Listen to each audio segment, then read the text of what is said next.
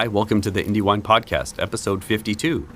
My name is Matt Wood, and today we're hearing from Marty and Alex of Maître Wines. They have a great story about their transition from cooking in Michelin-starred restaurants to apprenticing with some of California's great winemakers. They make wonderful site-based wines from their winery in Berkeley. We discuss how they made the transition from kitchens to wine, how 130-year-old Cinsault inspired them, and how you can support California winemakers. Quick reminder that there's a link to a Patreon in the show notes if you'd like to support the podcast with a donation to help me keep telling wine stories ad-free. Or you can also help by just telling a friend you enjoy it. Here we go.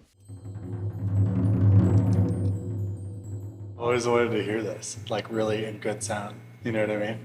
You ready? Think so. So this is a V22. So we put a version in front of all of our sparkling Shannons because there's a little bit of, assemblage for the blend. It's across vintages. And so, yeah, this one's the base wine is from 2022. But yeah, Method Champenois Sparkling Chenin Blanc. I'm really happy with this one. Yeah, I think we often have a soundbite. I think it's the best iteration we've done so far. But we've gotten better at making bubbly wine every year, I Yeah. think. And this has really shown it. Yeah, so no dosage on this. This is just, we usually put between like 2 and 5 grams per liter. But yeah, V22 got 2 grams. Okay. This is just 0. So it'll give you like a really kind of stripped down look at it. Was it a pretty steep learning curve to learn to make Method Champenois? It's just precision. Alex and I are lucky that we've tried a lot of wine. And I think that's kind of what gives us a lot of an edge to making wine. Mm-hmm. We've met so many winemakers over the years that, have worked in like the best of the best places and all these things. But like, we've just been so lucky given our, career paths and being, close friends with a group of people that we just have a ton of experience tasting wines that we'll never be able to afford. Mm-hmm. And so you get this like really honed in perspective of tasting a wine, then deconstructing it by reading all about it. Cause it's, one of the most talked about or like reveled about wines, or there's a producer that you like really particularly enjoy. And so I think we got really, really good at making still wine, and we love champagne and we love sparkling wine. And we saw this opportunity where there's just a sea of just bad sparkling wine that everyone just buys because that's the price point that they want or can afford. And we were like, hey, I think like we can do this. Like we figured out the flavors that we wanted. We figured out the grape varieties we wanted to work with. And yeah, it just started winging it. And like by no means does that mean like we knew what we were doing. We learned along the way for sure. Yeah. So yeah, it was a steep learning curve, but I think we got there a lot faster than we thought we were going to. Okay. So, Well, we'd be remiss if you didn't mention Dan Person, too. Oh, yeah. Dan Person, like, truly ushered us along the way to figure it all out. Yeah, like, he worked at Stramsburg for a number of years. When I was working part-time in a place in Napa that makes sparkling wine, he was, also kind of starting Carbonese at the time. And so I was just trying to learn as much as I possibly could. And Dan has this really unique approach of making his wines. And so when he opened the door to help us collaborate on making sparkling wine, we learned a lot from what he kind of does, which is a really kind of fruit-driven perspective of American sparkling wine. And I think we're kind of more focused on the mineral side of it. We like to try and showcase Chenin Blanc for the grape variety, which we feel is kind of this more mineral driven, this kind of bright, electric acidity. So we kind of went a different direction, but used the tenets that he taught us about. And yeah, from there, like, again, just deep diving. Once you open a door, you kind of just go running through it. And that's what I did. And so from there, we kind of bridged a part of our past into what we do today. We were cooks in kitchens. Right. Cooking in, 2-3 Michelin star kitchens is just precision. It's grammed out recipes, technique. And so being able to apply that kind of muscle memory that we had at that time to a wine is definitely not how we make the rest of the wines in this winery. It's a little bit more of like a I don't know. It's like we have this like mantra that we have for the still wines, and they're going to be that way no matter what. With the sparkling wine, it's like, you can experiment as long as you have the precision to get the bubbles in the wine. You guys both started back of house, both come from cook and chef backgrounds. Yeah, both of us kind of come from, what's the right way to say it? Like families that cared a lot about food and cooking. And I think obviously that led us both separately into the world of cooking. And when we met, we both worked as cooks at Cyrus in Healdsburg.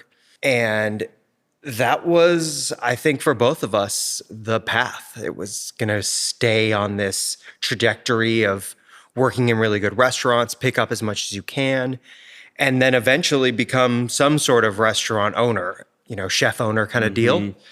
Maybe not necessarily in a fine dining lens, but definitely, it's hard not to think that way at 22, 21. Yeah. How old are we? And Cyrus, that was kind of the place. Oh, it was the place. Time, right? Yeah. And I had been working a few years before that in San Francisco. I worked at Aqua and Nopa and a couple other places. And Cyrus was the cool kid because they were 2 stars and they were the Sonoma fine dining establishment that wasn't the French Laundry, because there was, they were obviously like such a huge figure in wine country fine dining. And so it was, even at that point, working in fine dining in San Francisco, I looked at Cyrus as like they were the cool, hungry Sonoma upstart. And so I think there was definitely that kind of cachet around him. And yeah, so I had a bunch of friends from San Francisco, cook friends, who went up there, and I kind of tagged along, and that's where Marty and I met. And we ended up being roommates there and cooking together for a little over like a year and a half, maybe, at Cyrus. Okay. And this is like 10, 11-ish. Yeah. Yeah. And had you been cooking around Sonoma also, or? No, I came from, I was born and raised on the East Coast, and, just wanted to get out of the East Coast. And so after college, went to the Mountain West, and after college, it was 2008. I graduated in 2008. And so it's a pretty bad time to be in like that, that job market. Yeah. And so I luckily, like, I had a job lined up, and I decided that I was going to kind of follow this other passion that I had developed in my, teenage and then college years, which was cooking. And both of us never went to culinary school. We never, saw the real reason, because we had worked in kitchens. We saw the hierarchy of how everything worked.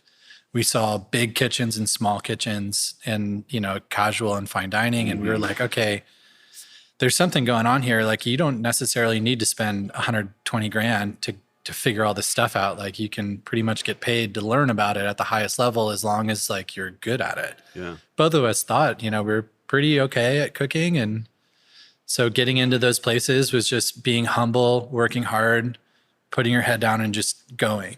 And that's what I did. I did that in Park City, Utah. And I was lucky to be able to get a job with a restaurant group that was based in San Francisco. That was Spruce and the Bacchus restaurant group. Yeah.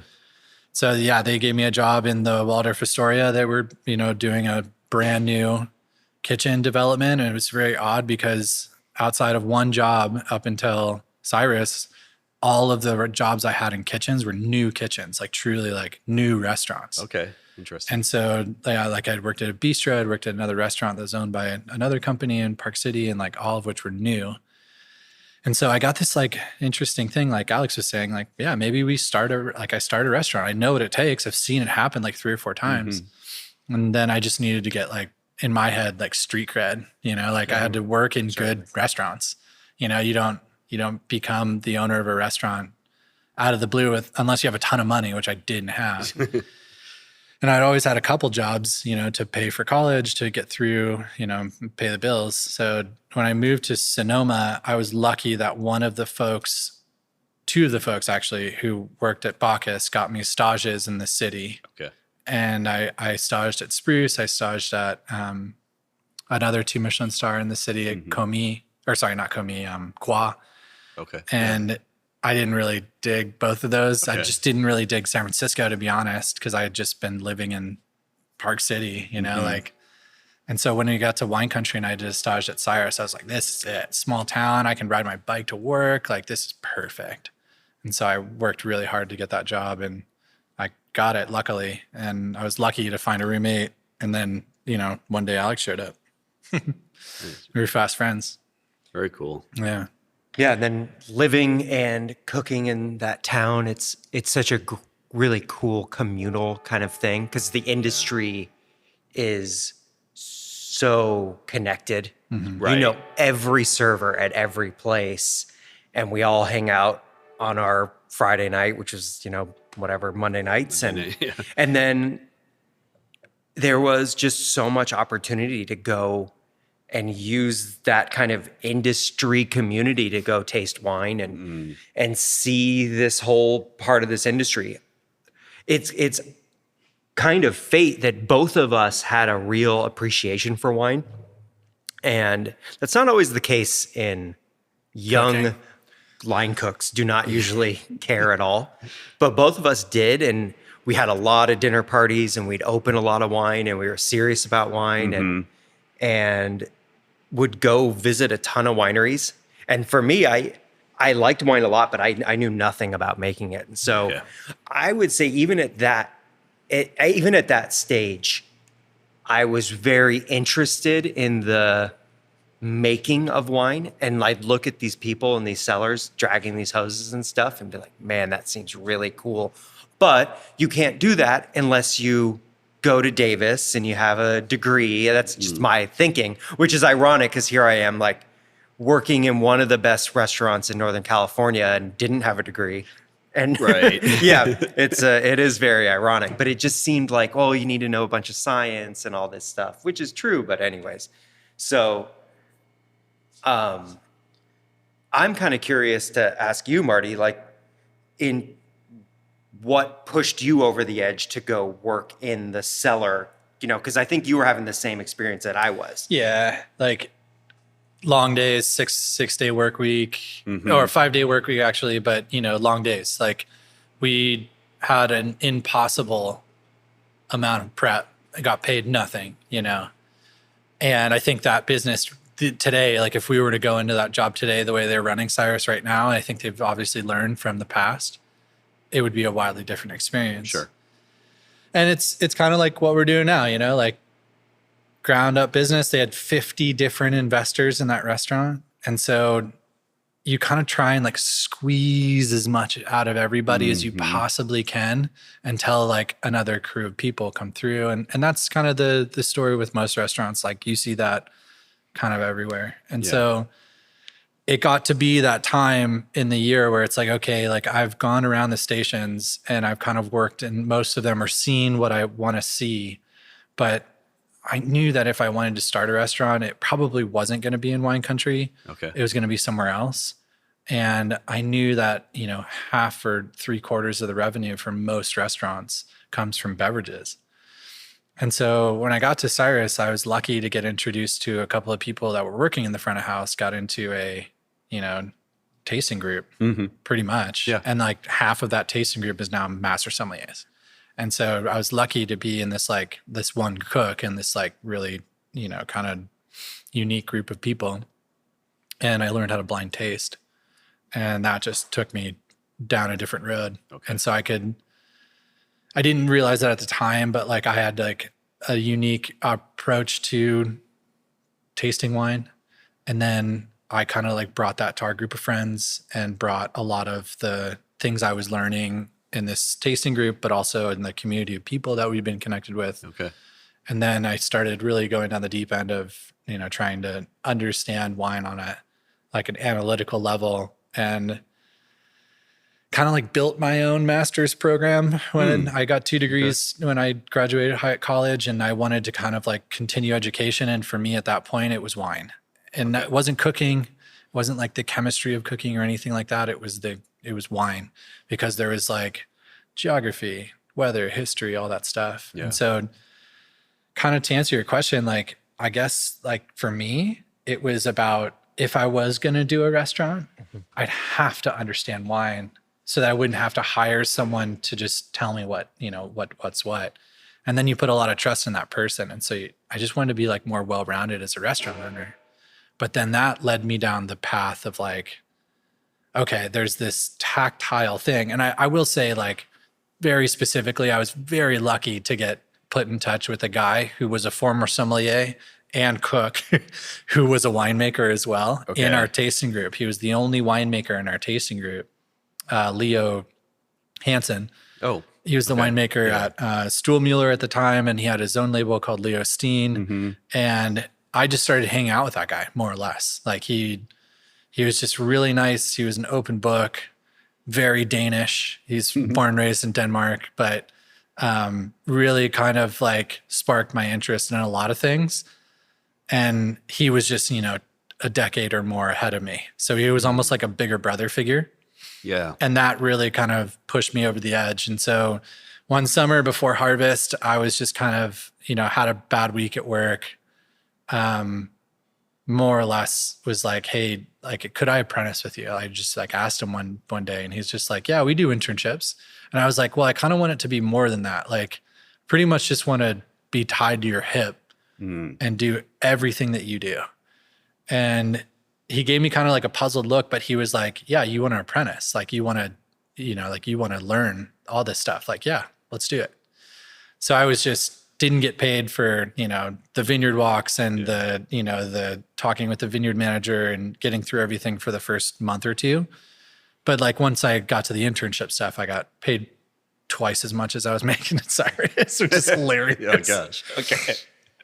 And I got 3 or 4 months of that. And that was it. And it was old school, man. Like there was no pH meters. Like we did everything like old school. We were doing tracking fermentations on 150 barrel ferments with a hydrometer. Like so it was really old school. It was native yeast. Like that's one thing that really changed my perspective on winemaking entirely, because I didn't even know. I had no clue, like the difference between inoculation or not. And it's not something you learn as a sommelier really quick. Not something that they harp on. But I was like, dude, why does Stuhlmuller Chardonnay taste way better than 90% of the Chardonnays I've ever tasted? And I just started kind of backing all that out with all the wines that we had. And then I started thinking like, okay, like if this style of wine is what I make, like everything that I've tasted thus far, what's native yeast? And so then you start going down that rabbit hole, and you start kind of shaping your palate. That's kind of what that did to me. And it was amazing to be able to taste wine analytically blind in my group, taste it as it was being made, and taste finished products with friends for pleasure. And you get this just all-encompassing look at it. And I was just hooked from then on. It was all about wine. You think tasting a lot of those young wines and still fermenting wines really helped you out at the It bridged beginning? the gap, 100%. You can, when you're picking Chardonnay in the vineyard, when you're then fermenting it, tasting the ferment, and then tasting 1 or 2 vintages of the wine from that vintage in barrel, then in bottle, and down the road, you get a really unique perspective of a grape variety. Yeah. And then if you kind of start distilling that down, like you can take the same tenets to another grape variety, or to, you can kind of understand when you read about how they make Riesling and then apply that to it. And so for me, it was like really easy to line all that up. And so after that, I started studying a lot, and everything just started laying down for me. It was just, really easy to pick through wines. And so I went through the quartermaster sommeliers and the MW program like relatively fast, like really fast. And after that internship, I thought, okay, I'm going to put the winemaking on hold for now and do the sommelier thing. And so I got out of Sonoma and went to Southern California, and I worked at a wine program that was like really, really big, and got lucky to get into that wine program. But at the same time, like Alex was still going down the path. And I think you kind of saw like how much fun I had at Harvest. No doubt. And you were just like, that was probably in the back of your head too, right? Because at the exact same time that you were at Stuhlmuller, I left Cyrus. We kind of knew the end was near, and I went to go work at the French Laundry in the kitchen there. So that was 2011, and it was both this incredible dream come true because I had got the French Laundry cookbook at probably 17 or 18. All of Michael Ruhlman's writing about Thomas and his whole series of books was what absolutely like fortified my belief that this is what I want to do. And like Soul of the Chef. Yeah, all those Making of the Chef. And so this was like an incredible experience. And then you get there and it's like, oh, okay, this is the real deal. I mean, Cyrus looks tame in comparison. You know, there's this very like team aspect where we were all kind of helping each other out. But at the French Laundry, it's a big team. You know, you have 2 separate crews and everyone's really good and they want to get to that next rung. And so there's just this competition and this, which, you know, breeds, I was going to say excellence, but it breeds results for sure, especially with competitive young men who all want to get ahead. And so it's just this push and this drive that is really, really intense. But it can burn you out for sure. And so I did that for about a year and a half. And now I was kind of in the same boat that you were. You're in those early summer kind of thinking about what could be. And I didn't know what that would be. And sort of fell in my lap. I met Abe Scherner from the Scolium Project at a tasting at Backroom Wines in Napa. And at that time, that shop was just the spot to go kind of drink esoteric wines from around the world. Spent a lot of time there, whatever free time I did have. And he invited my girlfriend and I out, who's my wife now, and was like, hey, come taste. And at the end of that tasting was pretty much like, have you considered an internship at a winery? Come to find out that he had a bit of a history with working with French Laundry cooks. He's a smart guy. He gets it. Like you get these 20-something-year-old dudes who are used to working 18 hours a day and work at a pace that is basically sprinting through everything you do. And that translates pretty good to the wine biz. It's like, I'll teach you the other stuff, but having the push and the attention to detail, cleaning is just it's more than a habit. It's like, you know, it's your whole ethos is that you don't walk away from a surface with something still on it kind of thing. And so that was in 2012. And so here I am thrust into the wine world. This all happened pretty fast. And I had no clue what I was doing. So it was definitely drinking from the fire hose.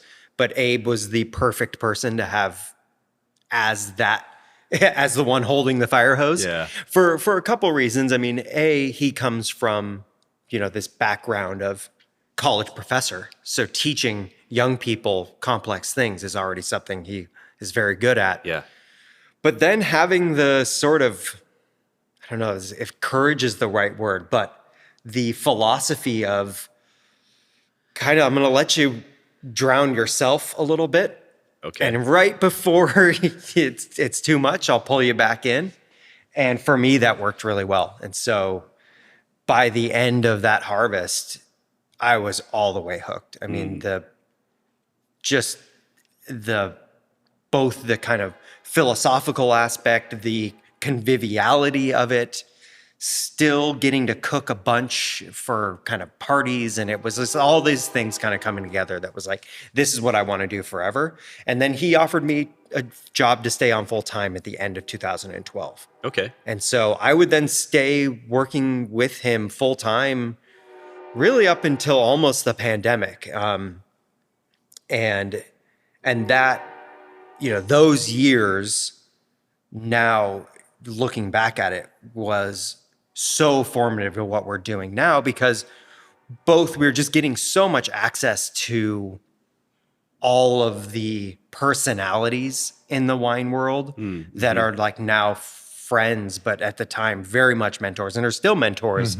But setting up all of these relationships with people that would go on to kind of lay the foundation of what we wanted to do. And so kind of in the back of our minds, I think it was something that we wanted to do, kind of make some wine. And I'll kind of go back to Marty to kind of follow up now, you know, in this 2013, 14 timeframe where we're messing with grapes and kind of running experiments outside of Scholium, and then Marty's moved back to Napa. So, and I want to ask you this real quick, like, so working at Scholium, that seems like a pretty, maybe a pretty wild place to like jump in as your first winemaking experience. Yeah. Like a lot of maybe unusual techniques and methods, and almost like nothing is off the table in some ways, especially maybe at that time when it was still on the kind of growing stage. Yeah, I guess we'll drop anchor there for a second just to talk about Scholium Project. That is kind of now Los Angeles River Wine Company. So Abe, who is a PhD of ancient Greek philosophy and would then go on to be a professor at St. John's College in Annapolis, Maryland, he took a sabbatical to study plant physiology in Napa, I think into 1999, 98, something like this. And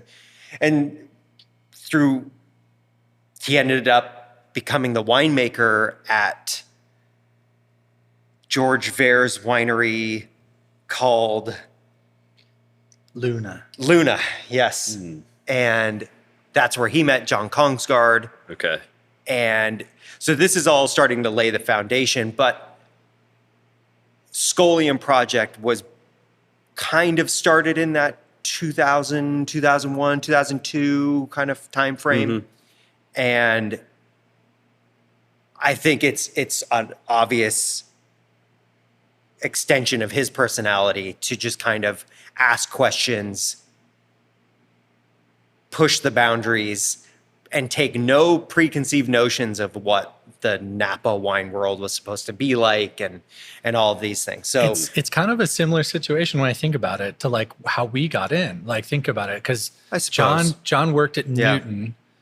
George Vare was the president of Newton when it sold, right? Yeah. John Kongsgaard and George were great friends, and so Luna was supposed to be his like retirement project. Okay. And John was like, oh, rad, we get to work with like Pinot Gris and, you know, all these unique varieties that like never had been worked with in Napa up until that point. And then, you know, they had brought in a couple of different people. So this kind of career change moment for Abe was with this, you know, almost virtual encyclopedia of winemaking knowledge of John Kongsgaard in this like fun convivial project of like unique grape varieties. And when I think about it, Abe then just took that and ran with it with Scholium and even went deeper. And so went even farther down the rabbit hole. Like there was a rad trip they took to Italy one time to pick up plant material. And so at this time, like Steve was quite young. He was working at Mondavi, but Steve Mathiasen. Yeah. And then he worked with Warren Winarski at Stag's Leap as a vit consultant. And that was really formative for him. He got pulled into this vineyard project because Warren and George and John were friends. And they're like, hey, you should take this guy, Steve, and see what he thinks about these grapes because he's really good with all this stuff. He's worked at this place way up in the foothills, and he had done this organic, like more or less like manual on how to farm organic. And so all of them go to Northeast Italy for this rad epic trip. And they bring back all this plant material, and you know, Steve's like, I'm putting Rebola in my front yard, you know, like, and then from there, it just like kind of starts tumbling down the rabbit hole. And so Abe was like in the mix of all of this with this like mentality of being a student, a lifelong student as a PhD, you know, and then also teaching people. And he kind of distilled all that into like all the questions he had, like, hey, if we didn't, you know, rack this, what would happen? Or if we didn't do this, what would happen? And that what truly was what the Scholium Project was. Because after I got done in Southern California and I like showed up to hang out with Alex on the crush pad, I saw what was going on and I was just like, I had a million questions. And like Alex was saying, Abe would let us tumble down that rabbit hole and then give us enough slack to like bring us back. But like, yeah, like we've seen the end of the spectrum for many things. Yeah. Or the beginning of the spectrum, if you want to look at it like that, like truly. And not a lot of people who make wine as a job get to see where something can go. You mentioned something there that is important. Both the trip to Friuli or the multiple trips to Friuli with George and John and that gang, but also at the same time, these trips to Priorat.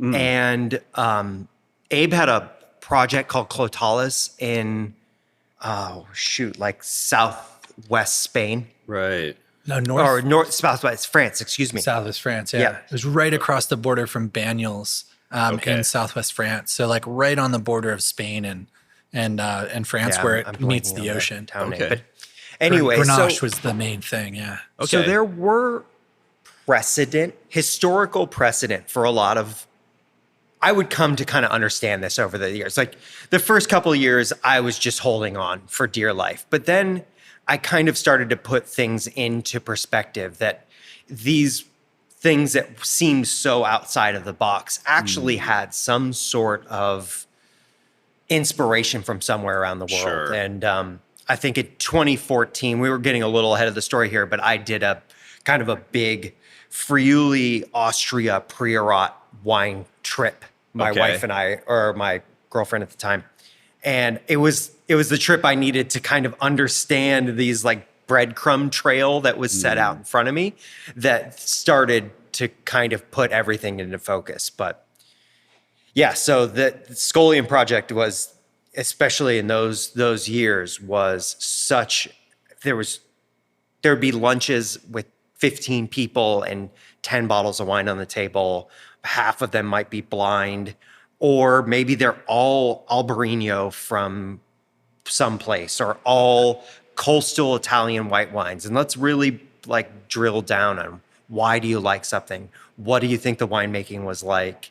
And that sort of approach was a semi-weekly event. Wow. Okay. And so there was a lot of like real kind of studious wine drinking going on. Yeah. And it was great. Yeah.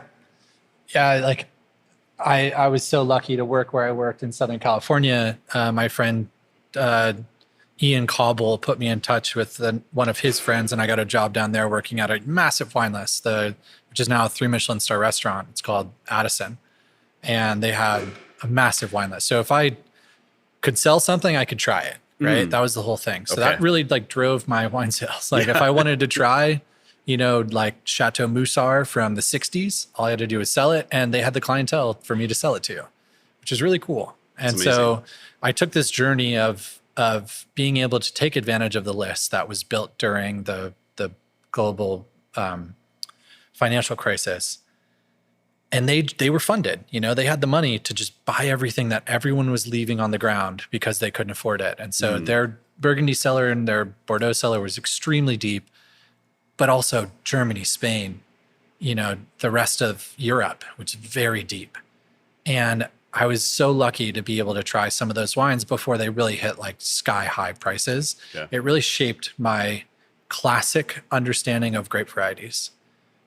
Now, after I was, ready to move on, I got a job offer in Northern California, and I was like stoked to go back to these guys and hang out with Alex. And, for better or worse, has been my best friend for a long time. And it sucks when you're kind of far away. Like you find new friends, and I had an amazing group of friends in San Diego, but it just wasn't the same. They weren't, we weren't cut from the same cloth in kind of a similar way when it came to cooking. And that's kind of where I feel like I'm most, I resonate with people is, kitchen people. Sure. And when I got back up here, I saw what was going on at Scholium. And like you sit down at one of those lunches, I think the one that really like kicked me off was the Sauvignon Blanc tasting we did, where we went through just like every expensive Sauvignon Blanc that Abe could find. He put on the table blind, and we tasted it. and he was making a wine at the time that was skin fermented, and we tasted some of that. And so when everyone would talk about things like, I had figured out how to get the grid down to like 90 seconds. So I could get through a wine in 90 seconds, taste it, make my assumption of it, say what it was in my head. And then I did that with every wine. And so I was just really specific on that. And it was great to be able to do that because I was able to really kind of hone in on my skill as a taster. But then the conversation that you had afterwards was anyone between, John Kongsgaard, who might be sitting at the table, or a sommelier from New York or France that had questions about how we were doing things. So the perspective of so many people asking a lot of questions to what was like a really great group of people. Yeah. I think I learned more in those lunches than I did anywhere else in my life at that point. And so that was really special for us because we would get this opportunity to be in a room with 10 other people or picnic at a table, and you get like 9 different perspectives. And it's really rare to get that today. Like a lot has changed. And so that shaped both of us in a big way with winemaking. Because at that point we were already making a little bit of wine. Yeah. We had we made a little bit of Chardonnay from Steve Mathiassen's vineyard. We had made a little Pinot Noir from Chalon. And then right around 2014, we found the first vineyard that we were going to turn into Maître de and then kind of like came up with that idea in 2014. And so, we started in 2012 with like 3 or 4 barrels, but in 2014, we ended up with like 20. Okay. So that's a big jump. Took the big jump. Yeah, it's a big jump. We'll talk a little bit about meadowwood in there because I think that's obviously a key component of this. For sure. Yeah. So the reason I moved from Southern California, Northern California again, is I got a phone call from a friend of mine, and they were looking for a sommelier at the restaurant at Meadowwood. And so I talked with the GM at the time, and I sat down with the chef and, sat down for dinner and kind of saw what they were doing. And then when I sat down with the sole wine kind of director at the time, I kind of saw what they wanted to do, and they wanted a Grand Award wine list, but they also wanted the best Napa Valley wine list in the world. Okay. And so what I brought to the table was, the wine list I had worked at prior was like 7 times the size. And so I was really good at keeping it all in line and in order. And so that's kind of what I brought to the table. And I was like, okay, if you're going to buy a ton of wine, like it needs to be organized, and they didn't have a lot of room. And so we just figured out a way to make it work, which was not the most ideal situation, but given the place, like you'd think they'd have like, who knows what, but they were, they were a small business, family-owned business. They were keeping it all together. And so, we built this list, and I was working at a place where when you go to eat in Napa at a really nice place, there's pretty much 2 decisions you need to make if you're going to the French Laundry or if you're going to Meadowwood. And most people went to both. And so there was this time period between like 2013 when I started there or 2012 when I started there, or 2013 and 2016, where it was just like, the graph was, pretty spiked up. Yeah. And so I still was in tasting groups. I still was with a lot of people learning about these wines. But what I didn't learn in Southern California was a lot about American wine. Okay. And that was for me like a really big hole in my knowledge. We had an American wine list. It had a lot of wines on it that were very expensive.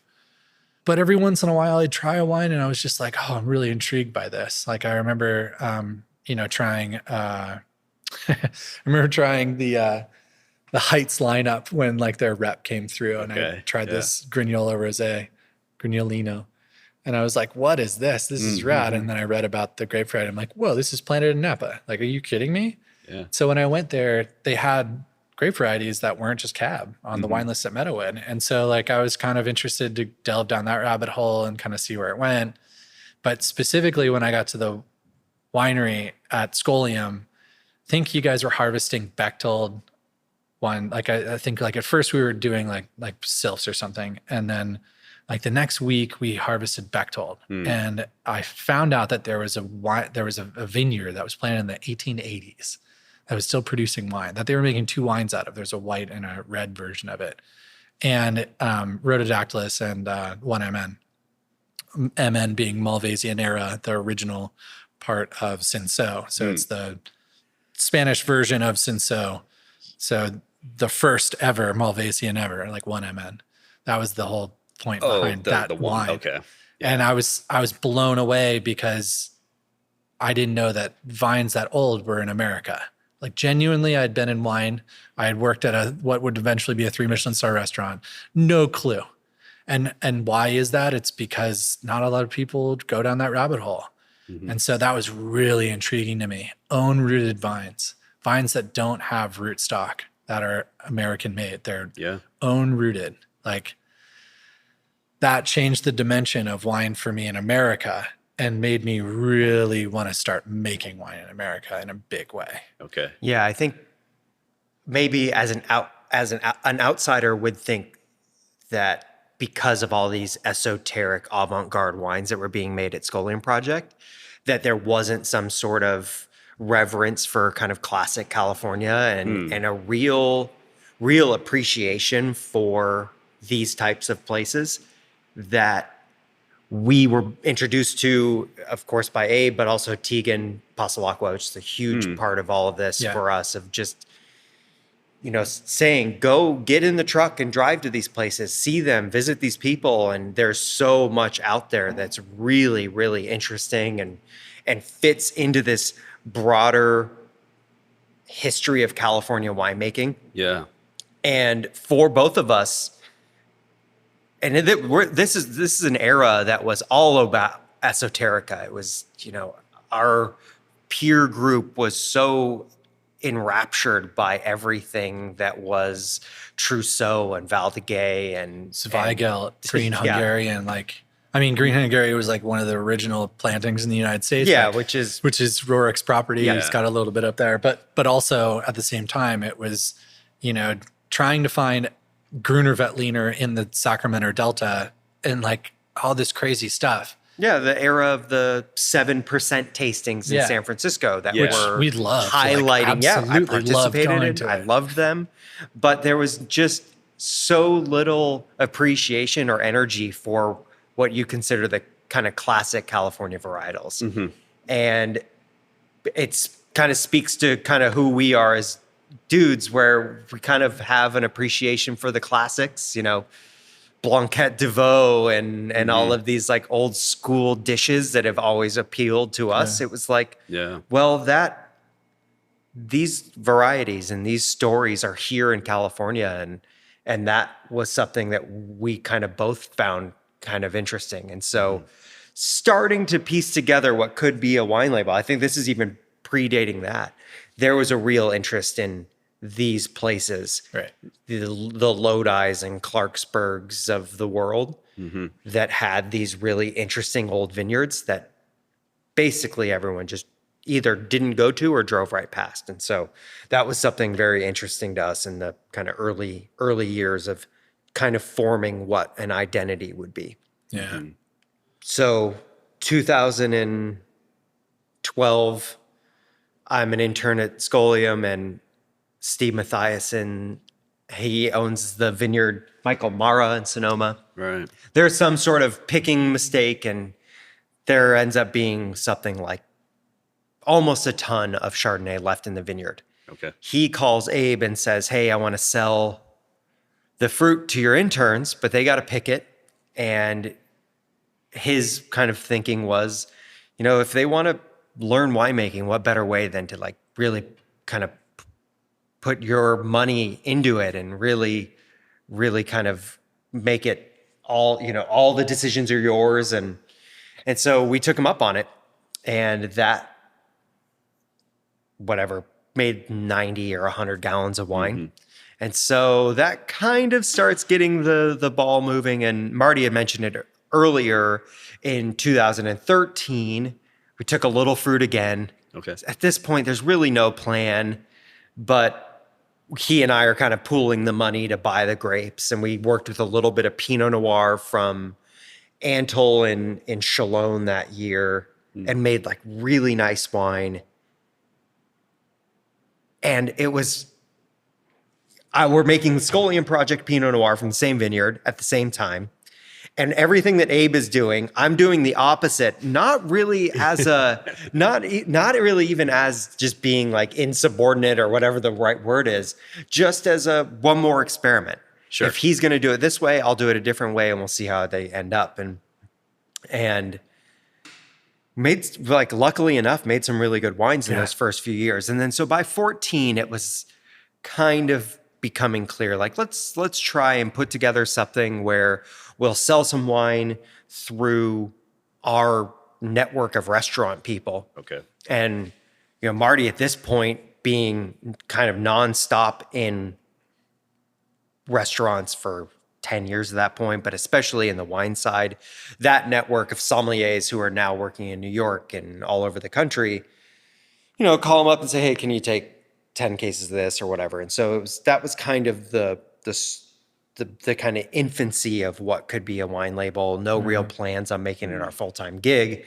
And then we were introduced to the Heron Sauvignon Blanc vineyard in 2014 that I think definitely pushed the boulder off the cliff. Okay. I'll let you tell that story because you were there and I wasn't. So, well, so we were 14 comes around, third vintage of Michael Mara. For some reason, Steve just kept selling us the fruit. I don't know why. Could have made way more, just giving it to someone else. But there's this like little corner of the vineyard that Abe was getting, and we would get a little bit of it. And Abe would make Michael Faraday from it, which is a really rad wine if you can find a bottle of that. But yeah, I was sampling the vineyard in July, and like kind of pretty much Maître d'Ché like came together in like a month and a half. Okay. And just right before harvest, more or less, yeah. Like I was planning to make just more Michael Mara Chardonnay, and like I was working at Meadowood at the time, and so it was like manageable. So like you could like spend a couple of really long days pressing, getting the fruit down, fermented. Alex would cover the fermentation and like make sure we're all good. I would go to work at like 4 p.m. So like the drive from Fairfield to St. Helena was like never crazy. Spent a lot of days like sleeping in my car and that kind of thing, but. Long story short, I got this like opportunity to go sample the vineyard. I was getting a sample for Abe actually. And I met this guy across the street who was sampling a Gloria. I like at the time I had no clue whose vineyard it was, but it's a Gloria Ferrer vineyard that they use for Chardonnay, for sparkling. And it's a really unique vineyard. It's on Carriger Lane. It's got a big rock fence. What I mean is that the people who developed this vineyard, literally, yeah, like they pulled the rocks out of the ground, and instead of obviously like trucking it away, they just built a fence with it. And it'll go to show like what kind of terroir Michael Mara is. It's like essentially like river cobbles, like the size of like, I don't know, like a small watermelon. Yeah. That are just suspended in the soil. And we think it was like an ancient landslide. But when they developed this vineyard, they built this wall. It's truly like 40 inches tall, 50 inches tall, and it's wide. And so I remember that vineyard because it's so distinct. I had to think to myself, like, holy, that is an asinine amount of work. Yeah.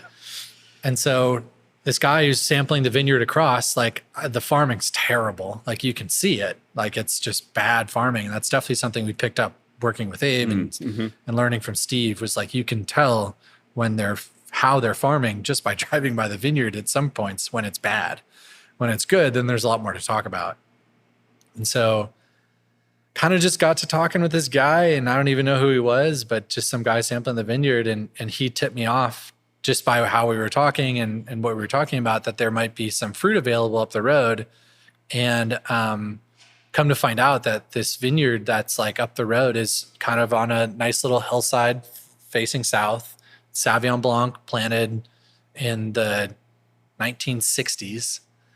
And I come to find out that there's a couple of other things around there that are similar in age, similar in style, old vines, been farmed really well. And so I went up there and I knocked on the front door of this beautiful home, and this guy came out, and it was Win Heron, and he was like, hey, yeah, we had a contract with a smaller winery. The winery unfortunately went out of business and they didn't pick up the slack on the contract.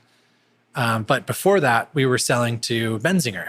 Okay. And I was like, oh, rad, Benzinger, it's organic biodynamic production. He's like, yeah, it's been farmed organic since as far as, I know when my mom bought the property and this, that, and the other. And I was like, all right. Gave me a little bit of history. We walked the property and I was like, all right, like I'd love to buy fruit from you. How much is it? He's like, well, that's the thing is, we kind of got to sell all of it. It's a 1.5 acre vineyard. There's about 4 to 8 tons of fruit, depending on how much we crop and this, that, and the other. And I was like, all right, I just made a gut check decision and I was just like, I'll take all of it. And I had no clue how I was going to do it. Yeah. Like I've never made a decision like that in my life. I've made a lot of decisions like that, but I was like snowboarding, I'm going to huck it off this jump and let's just do it, So that mentality was there in my life, but professionally and everything else, I'd been really calculated about where I was going with my job, where I was doing and that kind of thing. And I did the math on the drive down the hill and I was like, oh man, I'm going to have to come up with a lot of cash by the end of the year. And so immediately I was like, okay, we need to start a wine business. And that road really was bumpy. I didn't know anything about compliance. I didn't know anything about licensing. I actually ran into a snag because they hadn't had a person who had applied for a license that was working at a restaurant up until that point, surprisingly, as their sole job. Most people who start wineries, it's an LLC and they just figure it out. I was naive and I was put down my job. I was sommelier at a restaurant. So the CAABC wouldn't give me a license unless I signed a piece of paper that I said I wouldn't sell myself wine. Which was crazy. And so most people hire a compliance attorney to do all this stuff and this, that, and the other. So I kind of mapped all this out in a week and before I did it. And then I sat down with Alex and Steph, Alex's fiance at the time. And I was like, hey, I think I'm going to start a winery and I want to call it Maître de Chez. And up to that point, Abe had been calling Alex Maître de Chez at the winery. And I'd looked up what it meant. And essentially it was it's like calling a janitor like a building engineer, but in French. Yeah. You know what I mean? It's the guy who does all the hard work, who gets it all done. And maybe it's not the best analogy, but essentially the Maître de Chez is the guy who does all the work in the winery, then the owner owns, actually gets it done. And that really made sense to me because at that time, in Napa and Sonoma, if you wanted to make wine, you usually did it at a custom crush facility. So you were just sending a bunch of emails on what you wanted people to do to your wine because of liability and all that stuff. And so that was one of my first tenets is that we have to make the wine. You have to physically do it. And in that conversation, I also talked about all right, I want to physically make the wine. We can figure it out with Abe or at a different facility, whatever it takes. We have to do it because I really truly feel that changes your wine. That who makes it, who does the brush strokes on the painting is that's specific. And then after that, it was I wanted to work with California grape varieties. I had, and Alex and I had always talked about Zinfandel and Chardonnay and these great Chenin Blanc, these old school California grape varieties that kind of people. Our peer group had passed, along the way while they were looking for the more esoterica. And I kind of wanted to work with old vines. That was the big thing for me too. Maybe not as a requirement, but I was very interested in, own rooted vineyards and that kind of thing. And so Alex and Steph immediately were on board. They were let's do this. And I was okay, I'm pretty much just going to funnel my salary into this project. Cause Alex, obviously wasn't making big bucks at, Scholium Project. I wasn't making big bucks at Meadowood, but I was making enough in tips to have enough to left over to push into the project. Yeah, off the ground. And then also, Steph was still in grad school. She had hundreds of $1,000s in debt. So I was okay, I can foot the bill, I think, and we'll just make it happen. And then we just need more wine because I had done the math in my head and it's okay, to pay for this fruit, we have to make enough to pay the bills. And so that week we got in touch with the Perlagos boys and that story in itself is a whole nother chapter in what we're doing. And we had been going to parties with Chris Cottrell and and hanging out with Morgan Twain Peterson at Bedrock. They were our age, and like we hung out with the same people. And the story over beers or whatever, when you're at a party, you do the things, right? Was Chris Cottrell, like put us in touch with like the epic Old Vine Vineyard we've always wanted to like do, and like we've always wanted to make wine from one of these vineyards and whatever. And so eventually he just called us and was like, hey, I got this vineyard and I think you'd be really interested. It's own rooted Old Vine Zinfandel planted in the 1920s. Like, you guys should check it out. Yeah. So we went to go meet the owners, and it was Jeff and John Perlegos. And so truly, like between like end of May and August, we decided to start a winery. We found 2 vineyards, and we went from making 3 barrels of wine to like 20, 25 barrels of wine. Oh. And then the next week, I went to a winery that Mike Dunn had told me about. Okay. I was in St. Helena and like just hanging out. I saw Mike Dunn. I shot the breeze with him because I'd known him for a little bit at that point. He was like, hey, our neighbors across the road or whatever, like they have a winery and I think they got some space in it. Like, you should go talk to them. So I cold called them and like emailed him as the restaurant at Meadowood Sommelier and was like, I'd love to taste your wine. I've heard great things, and then like got us tour of the facility and everything like that. And I let them know about what I was doing, and they were like, hey, we have some space if you want, but you got to get permitted. You have to have your own license. I don't want to deal with all that stuff. Yeah. And that was like perfect for us. And so by the end of August, I had started an LLC, got a license, or at least like started the paperwork to get a license. Yeah. And by the end of the year, we had our license, and then we were able to do our own taxes and stuff. And then I figured out how much of a tax burden I put myself onto, which is even worse. And so that started MDC 2014, like our first like commercial vintage. Yeah. And so that was kind of the way it started and way it going. And we still make those wines today, all 3 of them. That's awesome. Sauvignon Blanc, the Zinfandel, and the Chardonnay, which is now a sparkling Solera. Yeah. You guys have 3 wines. Yeah.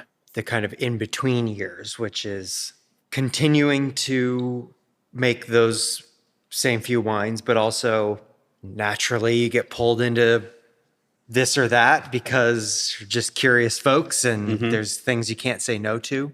Well, I guess also like one thing that we didn't realize when we started it was we started a natural wine brand in a way. That's true. But didn't really know it. Okay. And nor was it any part of the way we were doing it. Just kind of stumbled like, into it. Like Alex and I didn't drink like Foyard and we're like, we're going to make wine like this guy. Okay. It wasn't, we weren't drinking, Overnoy and which we had and we understood it. But I guess like we're unique in the perspective that we had just had those wines so readily available to us for so long at that point, talking with Abe and going off the deep end in the Scholium project, kind of like series of tastings and lunches and parties and all that stuff. Because people it was just like a contest. Who could bring the most esoteric, weird, cool thing to the party?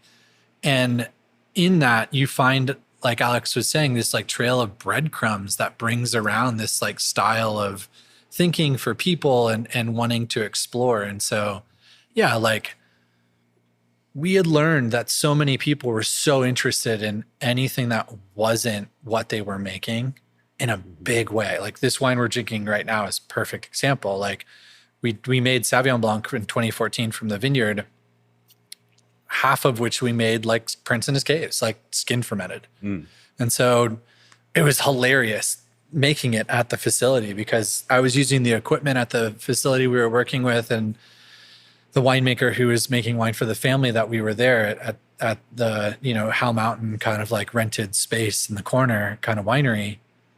He was just like, you're going to do what? Like, you want to take 50-year-old Sauvignon Blanc and ferment it like a red wine? Right. And that was pretty much how I described to him in the email prior to the wine coming to he's like, okay, like, yeah, you can do whatever you want. Yeah. Crazy kids. Yeah. And so he was like, I don't think I've ever tried a wine like that. And so I brought him Four Dory. Yeah. The naivete mixed with where you and I both learned how to make wine, yeah, I didn't know any better that you should be using selected yeast and temperature control and all of these kind of normal things that are done in the world of wine all the time. And so just the baseline was natural wine. And this is almost predating the conversation about natural wine, but I think you brought it up in a good time, because we're starting now in these years where this movement is getting a lot of attention.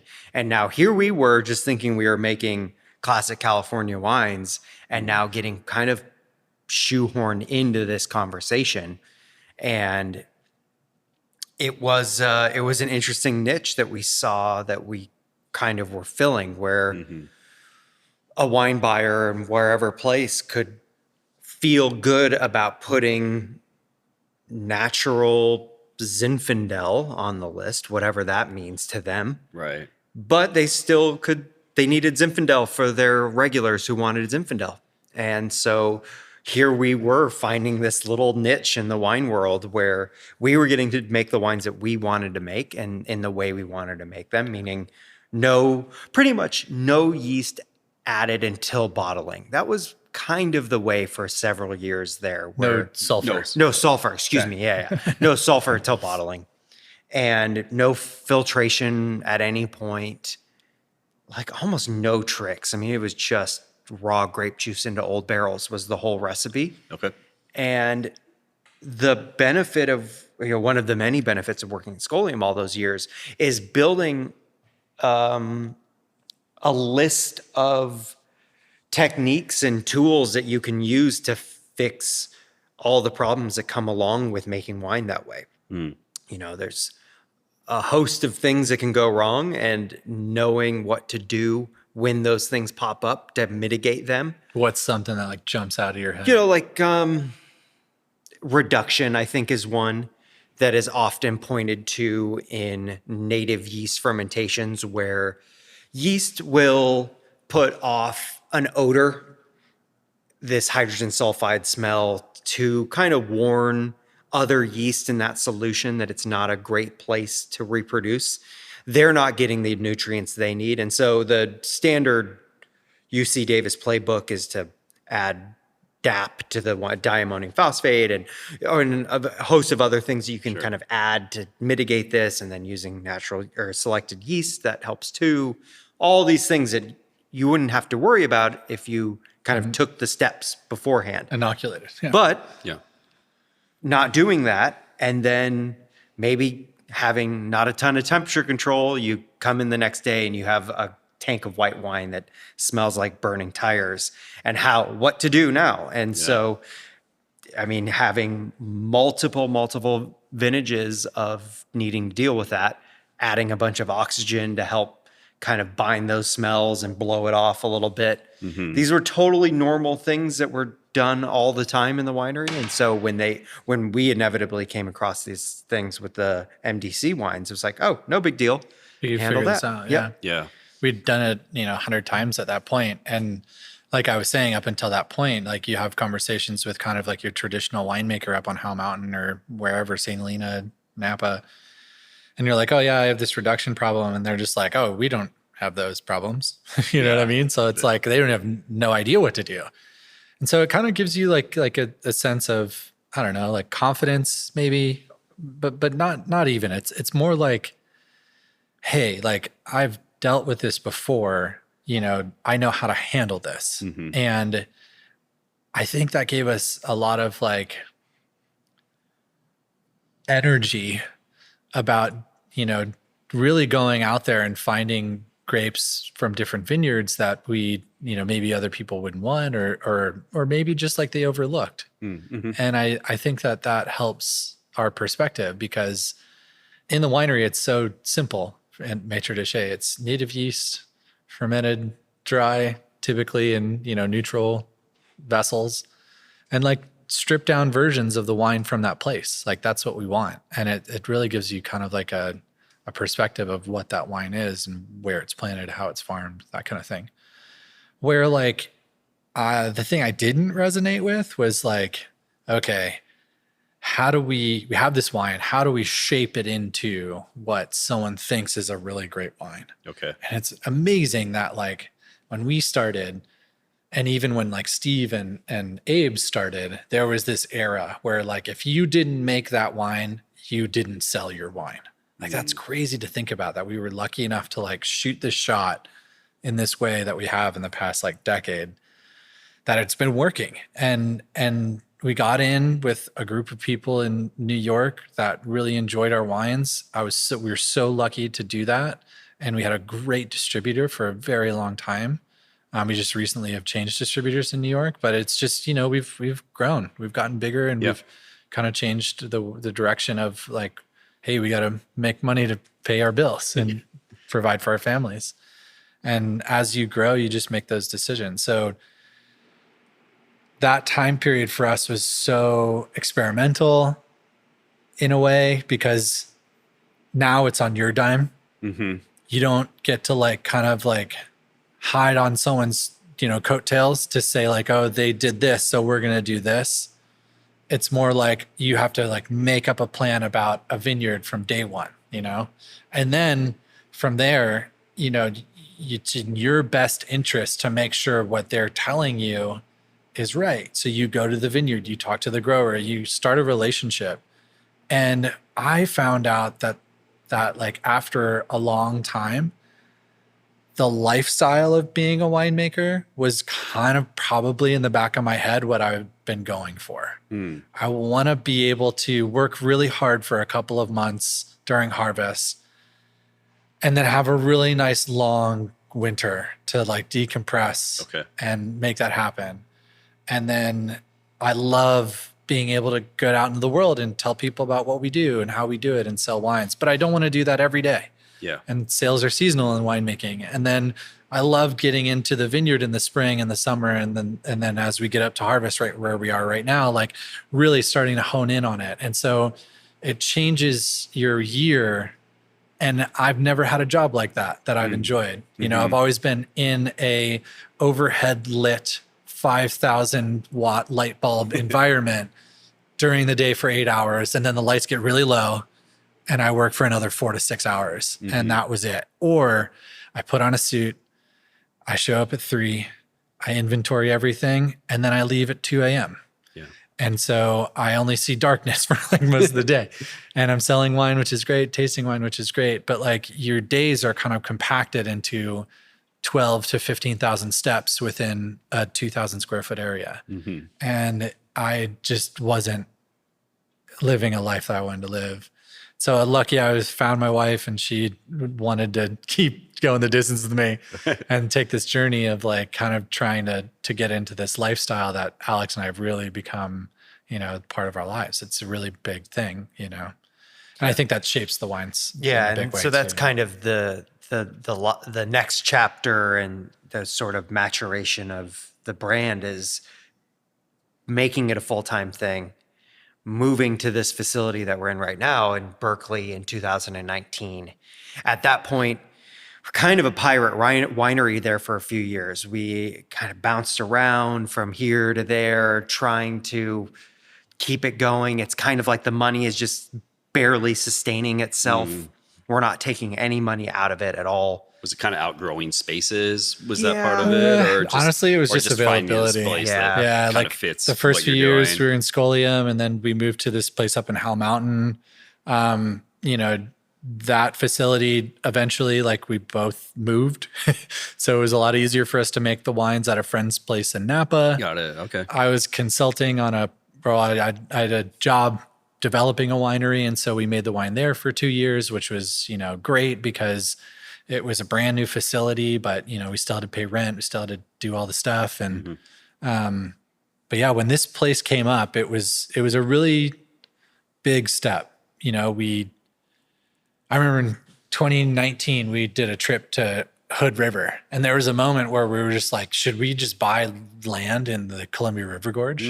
Like there was a lot of like conversations, long lunches where we're just like, what's the next step? Like, how do we get there?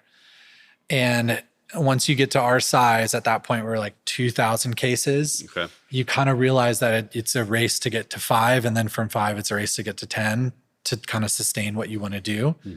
But we had this like dark horse idea where if we could keep everything really simple.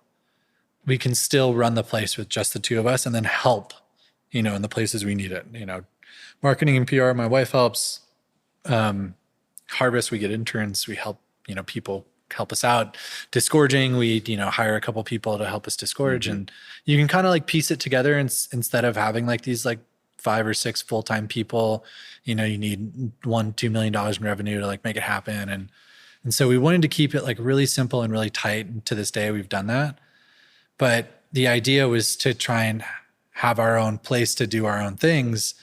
And over the years, we just kind of, like Alex said, reinvested in the business.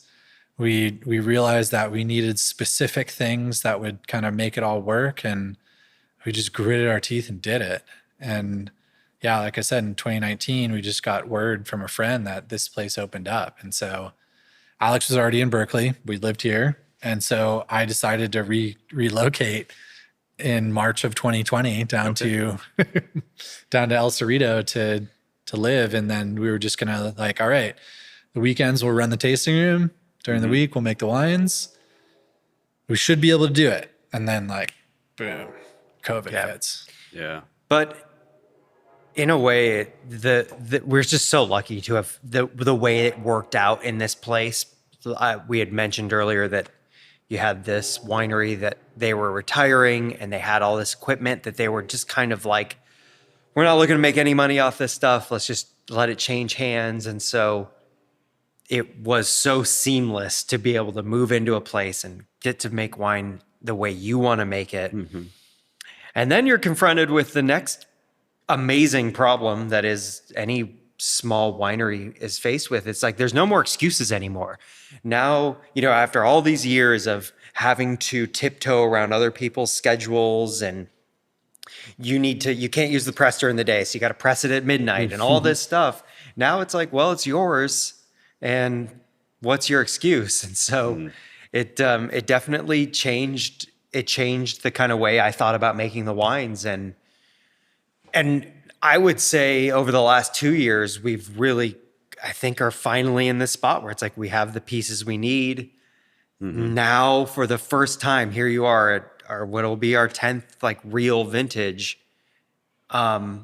We get to focus on winemaking. And it was always something that I had thought about for years. I would be so jealous when you talk to your peers and all of their decisions are like, well, we could do this now, but no, let's do it 6 hours from now. And you just don't have that in a lot of what we've described up to this point of making wine in the cellar of someone else's winery. It's a huge step in any winery's journey, and it feels very good, but it also does put a lot of the onus on you to do it the right way, and which is takes a lot, especially when you're only 2 people. So, yeah, it's definitely it feels good, but it's kind of the new chapter of the story for sure. I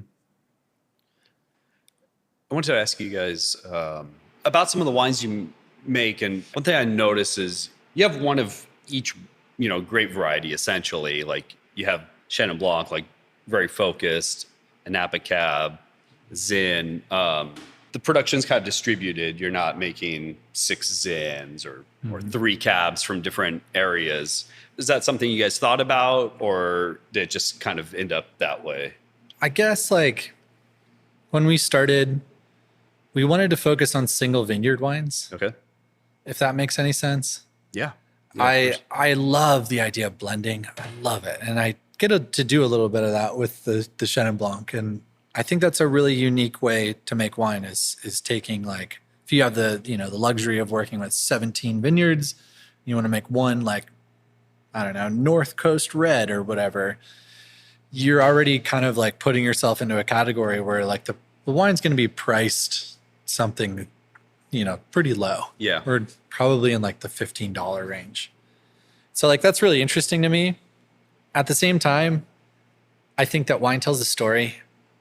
The back of our bottle is like a little blurb about the vineyard. And it's my like kind of like opportunity to hopefully give a novice or someone who's getting into wine, when they see our, unique label, they turn it around and they get a little kind of viewpoint of like what it's about. Now, with that said, as a winemaking side, I think one of the ultimate things that you can do as a winemaker is we get to do this once a year, every year. So it's like I got tops like 40 vintages in my life, that hopefully we have in this winery. Like that'd be great.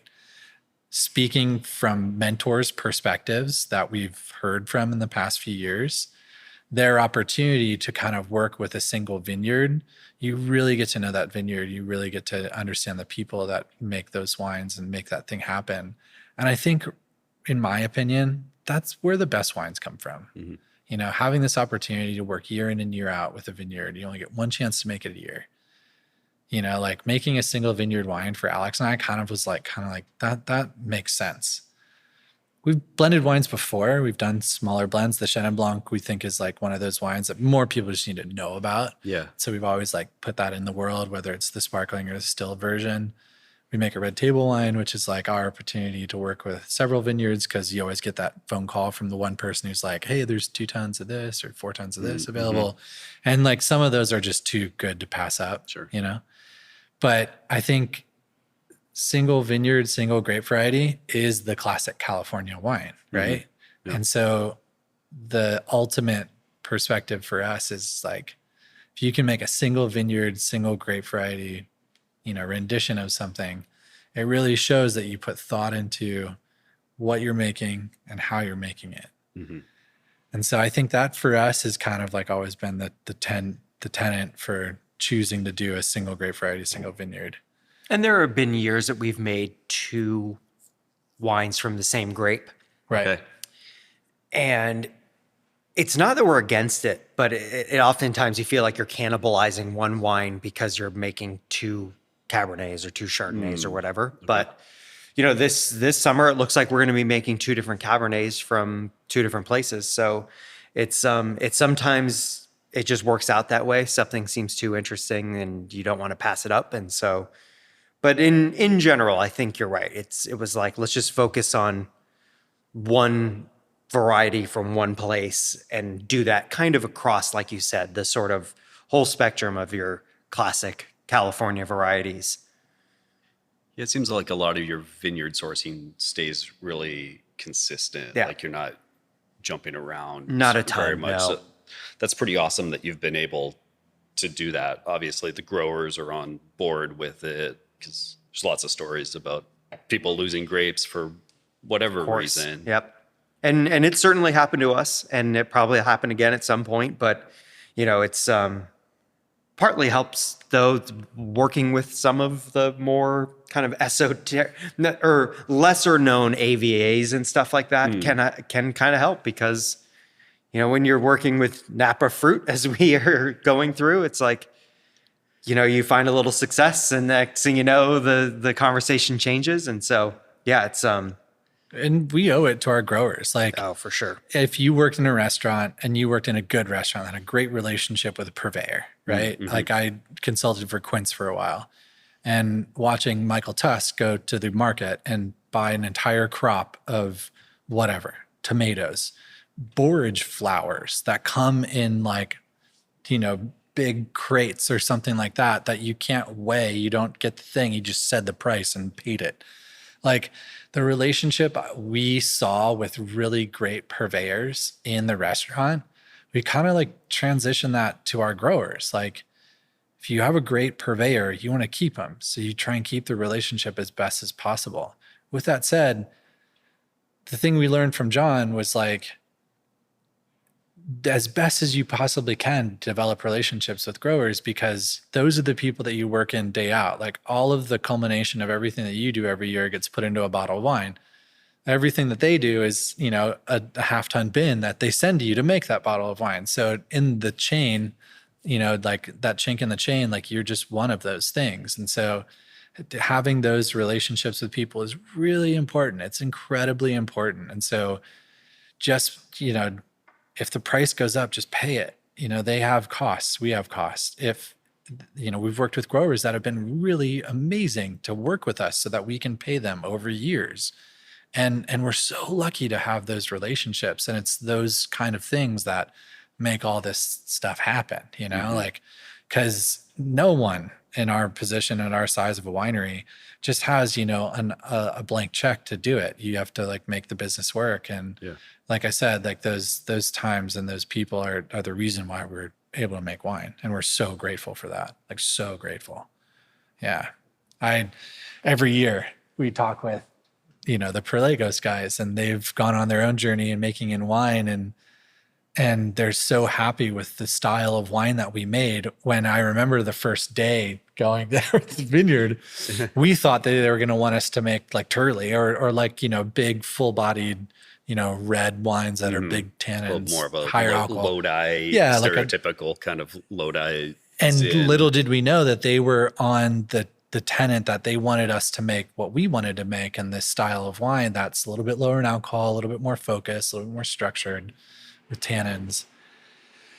And then, man, like it's changed wildly. Now the entire Lodi Grape Growing Commission is behind us doing this kind of style of wine, showing that you can make wines that we make from this region. And they've put so much marketing dollars and so much money into smaller growers making these more unique single vineyard wines.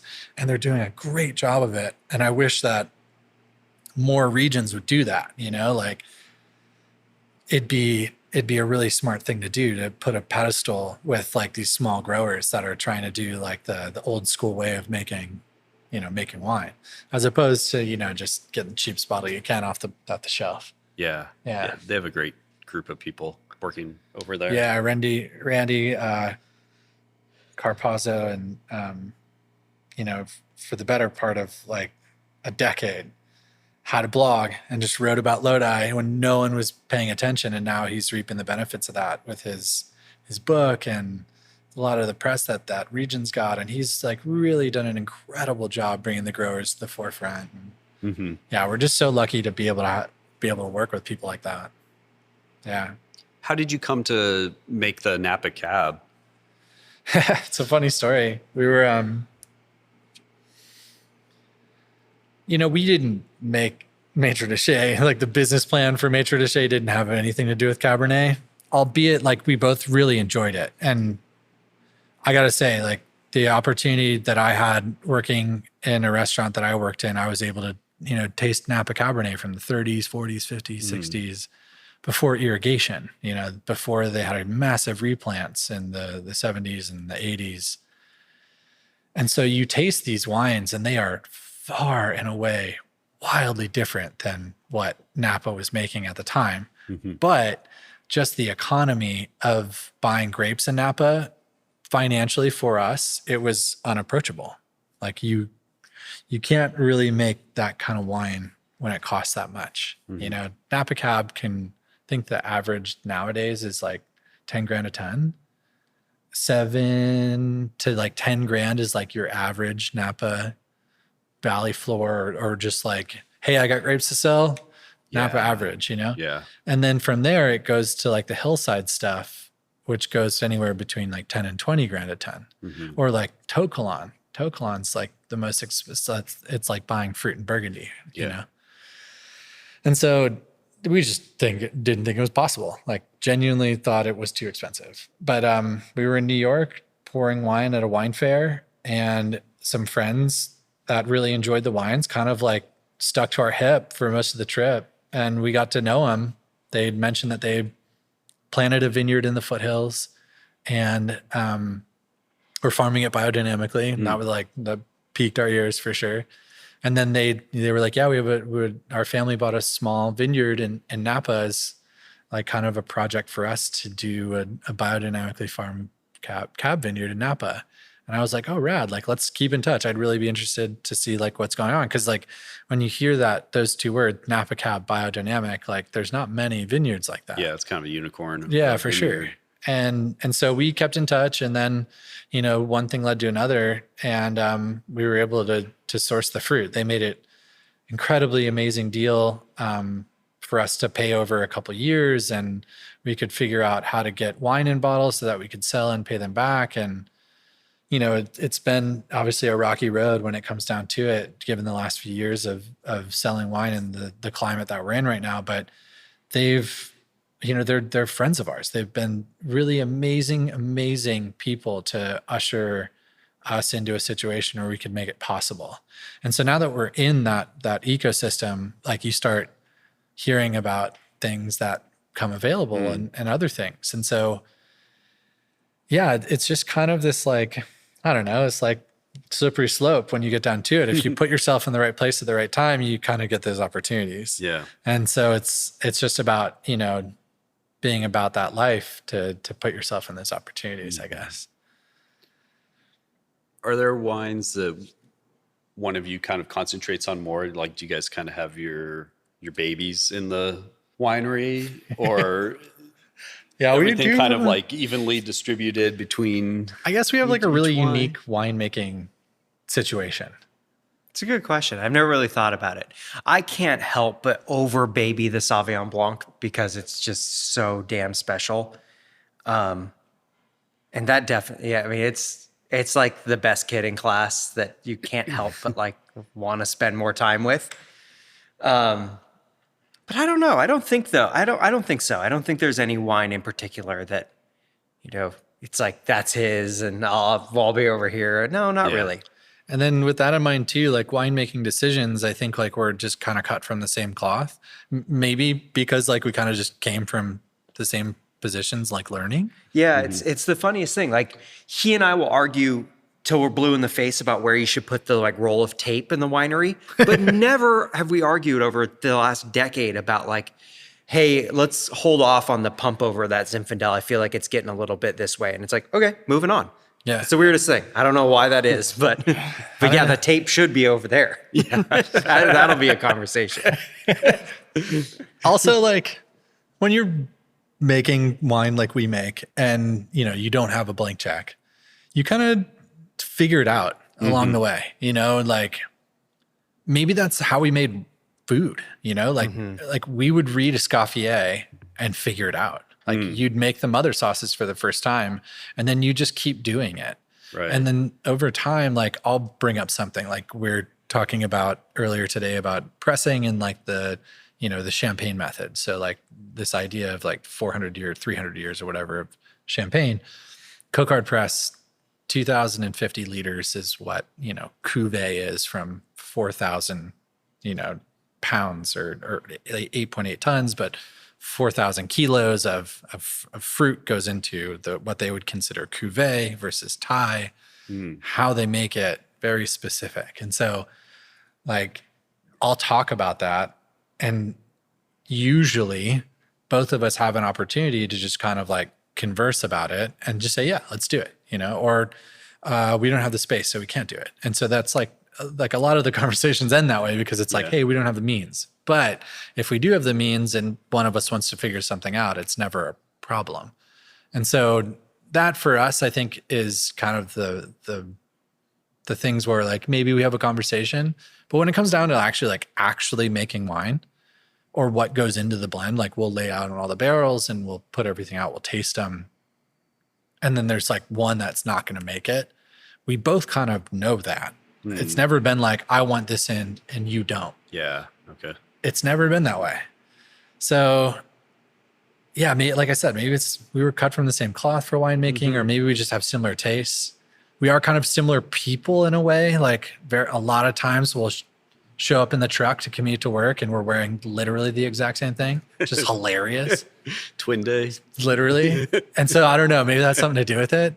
But yeah, at other wineries, it's cutthroat, dude. Like we've heard stories of people where it's like, they'll like undercut you just to get their way. Or like, this is how we do it here. Sign an NDA so you won't tell anyone else about how we do it. It helps to kind of two things. One, that the raw material is so good that you really got to work to screw it up. Yeah. And working with the same fruit now for as long as we have, which, in the grand scheme of wine isn't that long, but in these little startup wineries, I guess it is. We've had to make some tough decisions and like make wines not the way we wanted to do it. And then the wine gets a bottle and you're like, damn, it's pretty good. Yeah. Even though all the things would have told you the wine would not have been good, I think of 2019 Chenin Blanc and those tanks back in that corner. Yeah. It was just, we had those tanks that have those movable lids. And the lid Variable fell capacity. in. The thing was 85 degrees, and you're just going, we're screwed. This is cooked. We're done. We're screwed. And then the wine gets to bottle, and in a few months, you're like, wow, actually kind of good. This is really good. Yeah. Like, the wines are hearty. Yeah. The fruit's good. And I think, the mantra has always been find the good grapes and you'll make the good wine, and that's the big part is we work with really great growers that farm really well. And to be frank, like if they farmed conventionally, we wouldn't know what to do because you'd have to put additives in the wine. Like genuinely, you'd have to kind of like figure out the actual chemistry of these wines to really kind of make decisions about, okay, outside of a normal lab thing, like, is there enough yeast assimilable nitrogen, or like, what's your threshold for that, or whatever. And then from there, like, hey, there might be a little bit of residual X, Y, or Z. It's like, oh, we've never heard of that, nor know the chemical makeup of it or how it's going to react in a fermentation. But there's people who do, and those are their grapes. We like to kind of focus on stuff where it's like the Chez Panisse school of winemaking. Like we want to work with the best possible product and just not mess it up as much as we possibly can. Yeah. Just kind of treat it and simply. I think maybe even kind of bringing it all the way back around is the wines we make, we treat it like cooking. It's all organoleptic. It's not, we don't have any lab equipment in here. We'll send stuff to the lab, but once in a while, if we don't run pHs today, he's like, I need to buy a new pH meter because we have no idea. And so a lot of it is based on like just being present, tasting, smelling. And that stuff definitely helps having that background of, I can smell I'll be clear across the house and I'll be like, that ain't right. Go running in the kitchen to be like, that one whiff of something in whatever I'm cooking was leading me to know that it was going a direction I didn't want it to. It's the same thing. I'll open the winery door in the morning in August, late August, early September, and be like, something ain't right. And then let's get after it. So I think that that definitely kind of ties it all together. Takes experience. Yeah. Are all the vineyards you guys are working with, everything's pretty much been like organic or biodynamic? For the most part. Yeah. Michael Mara established conventionally, surprisingly, but he converted to organics. He wanted to get the vineyard established. It was the first vineyard he developed on his own dime. And so getting it to the point in such rocky soil was the first thing. He spent a lot of time doing that. What was Heron, which is now Ellison, recently the property sold. I tried to buy it, was just a couple million too short. The new owners are absolutely incredible, though. They've pretty much kept our, the exact same situation that we've had since day one. And, that vineyard was established organic and farmed organic since day one, which is great. Stampede, the Perlegos family, they took it over. They wanted to incorporate organic farming, but did so over a number of years and eventually have got it there. They played around with the idea of no-till, but I think they've kind of realized from their experience, that organics is the way, but, realistically, they're open to, what works for that specific site. And I think, over the years, we've kind of realized the same way, like organic farming is number one, but, certain growers, they have a family to take care of, they have other stuff to take on. And so whether it's certified and whether they want to do that route, we're stoked. We'll, of course, love when people go the certified route, but also we're not requiring that, like when you have such a unique perspective that we do, where we're having conversations like weekly, monthly with these people, what they're doing. And then you go to the vineyard and you monitor, you take a look at what's happening, and you can see like when they're not doing something right. And then you have the conversation. But yeah, I'd say like we just have great growers, and that's a big deal. What are some of the adaptations or changes you've had to make over the last just under 5 years, I guess. I mean, you had kind of COVID, and then, now there's a lot of talk, obviously, with sales and that changing climate. How have you guys been able to sort of on the winemaking swerve side, with it? we've been lucky to be able to make enough money to reinvest in the business. So bought a more advanced press, temperature control for our fermentations, bigger tanks because we've grown. Just got into more of a groove for keeping everything nice, neat, tidy, clean as much as we possibly can. Where sometimes, back in the day, like Alex and I are pitchforking into a press that was built in the 70s, which is an amazing press, but at the same time, it's like, it'll break your back. Yeah. On the business front, like you make all this wine, you got to sell it. And I think that's the hardest part that a lot of people that are a little bit maybe younger than us, or the generation, that is younger than us starting wineries, is understanding that that's kind of a big part of it. And it's a niche. Like, people do it for a full-time job every day, all day, in like one market, like you go to a place and you find someone who's got a distributor there. They just focus on that one place. And so stretching yourself to understand all of it all at once, like multiple markets, it takes decades to really get a hold of it. Like, some people have been in the industry are still, like we talk to people a lot about sales and they're still getting the hang of it. But with COVID, it was even worse, So the city that we thought we had like finger on the pulse, we knew what was going on, it was New York City in like 2018, 2019. And then, California, like our two biggest markets. Yeah. And when something like the pandemic happens, like your number one account might not even be a somm anymore. They might be in a, Wisconsin working in a wine shop because they just wanted to get out of there. Or like now they teach at a university, they just literally took their job somewhere else.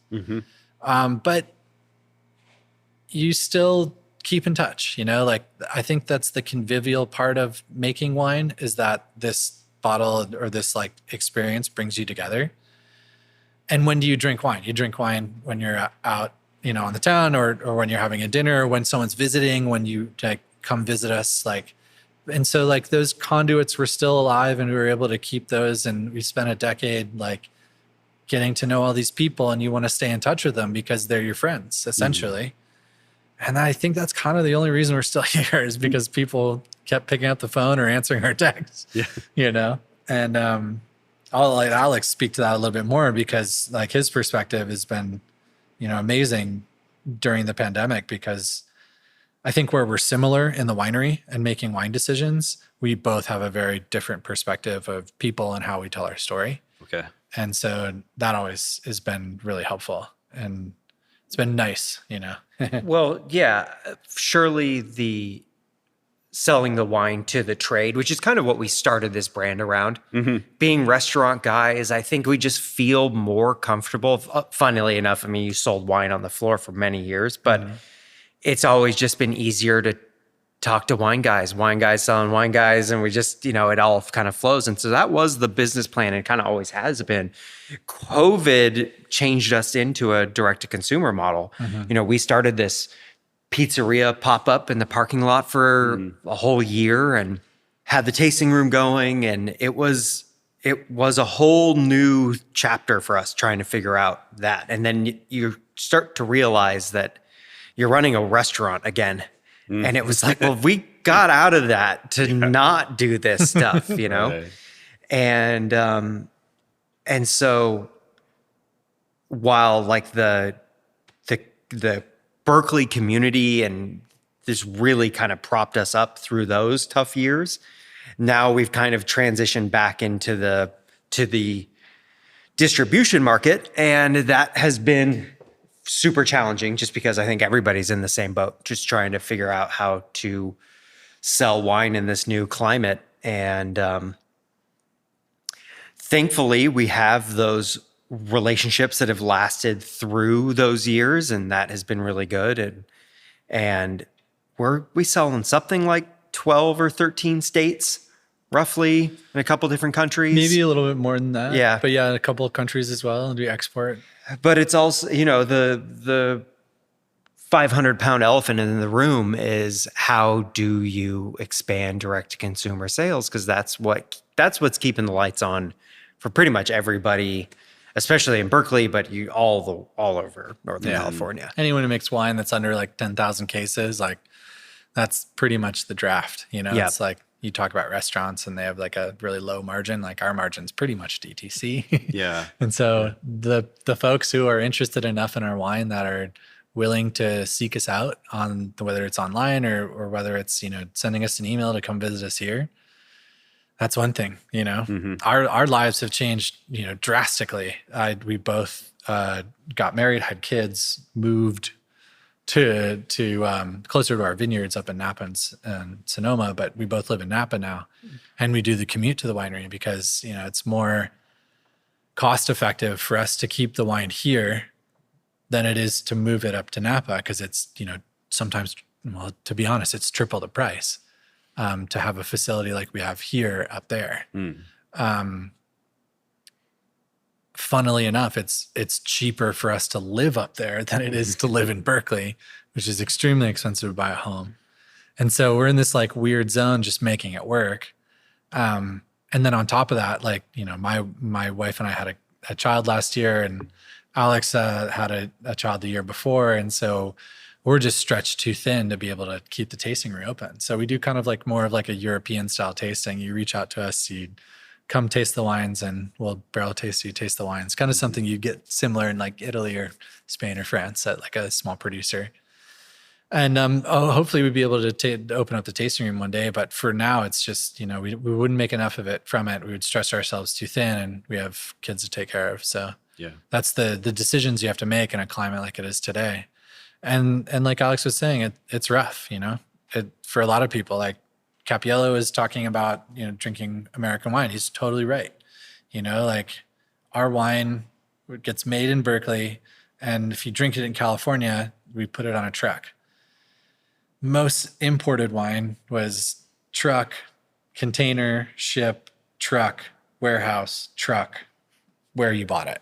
Mm-hmm. So there's an economy of scale there that's just a little bit different. And, I'm big on, drinking wine from America, and I've spent a lot of time and effort buying American wines for a long time and understanding them, because that's what I do. I want to understand my peers and what they're doing and all that kind of stuff. And obviously, like Alex and I, we love drinking wines from other parts of the world. But I got to say, like, if you're an American trying to drink wine, you'd want to support an American winemaker. Yeah. That's the biggest thing I've seen in the last few years is, people are just genuinely going for the dollar for dollar ratio, as opposed to, hey, this might go away. Like imagine, like, if you guys stop buying American wine from people like us, at least, all you're ever going to see is the Bogles and Gallos and, $13 bottles on shelves with like maybe cool branding or whatever, but sure, it tastes all right. But I don't know. I think there's a connection that you build when you have a really good bottle of wine, and it might be a really small difference in margin, but when you go down the rabbit hole of drinking wine and understanding where it comes from, it's almost half about the wine, half about the people who make it. Mm-hmm. Just like organic farming, like you find out who makes this piece of meat that you bought from Petaluma, or the, amazing tomatoes from 10 Brick Farms and Fairfield that are on the menu at your favorite restaurant. And like, why do those taste way better than I can grow? Yeah. And the people who are into that are our clientele. And for some reason or not, they're just not showing up. I don't know why. Yeah, and I think it makes sense to have the wines from somewhere local. I mean, say a restaurant like that, produce is all coming from local places generally. Like the tomatoes are coming from like 10 miles away. Right. But the wine is 4,000 miles away.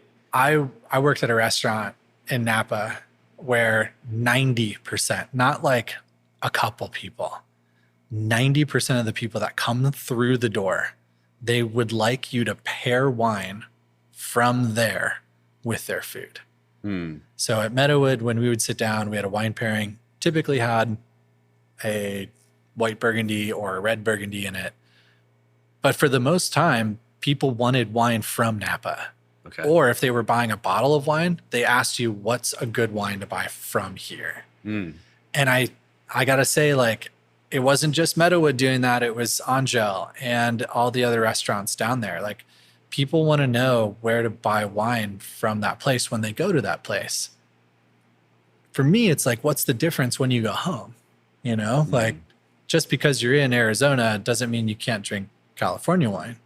Or just because you're, you know, traveling somewhere on the East Coast, like, it doesn't make the difference for me. It's like wine from those places. Now, if you really go off the deep end into wine, then you want to start talking about the esoterica of like skin fermented Pinot Gris from Northeast Italy. Like, yeah, like we got you, like, for sure. Like, keep doing that. Go to your local wine shop, buy all the wines, try it out.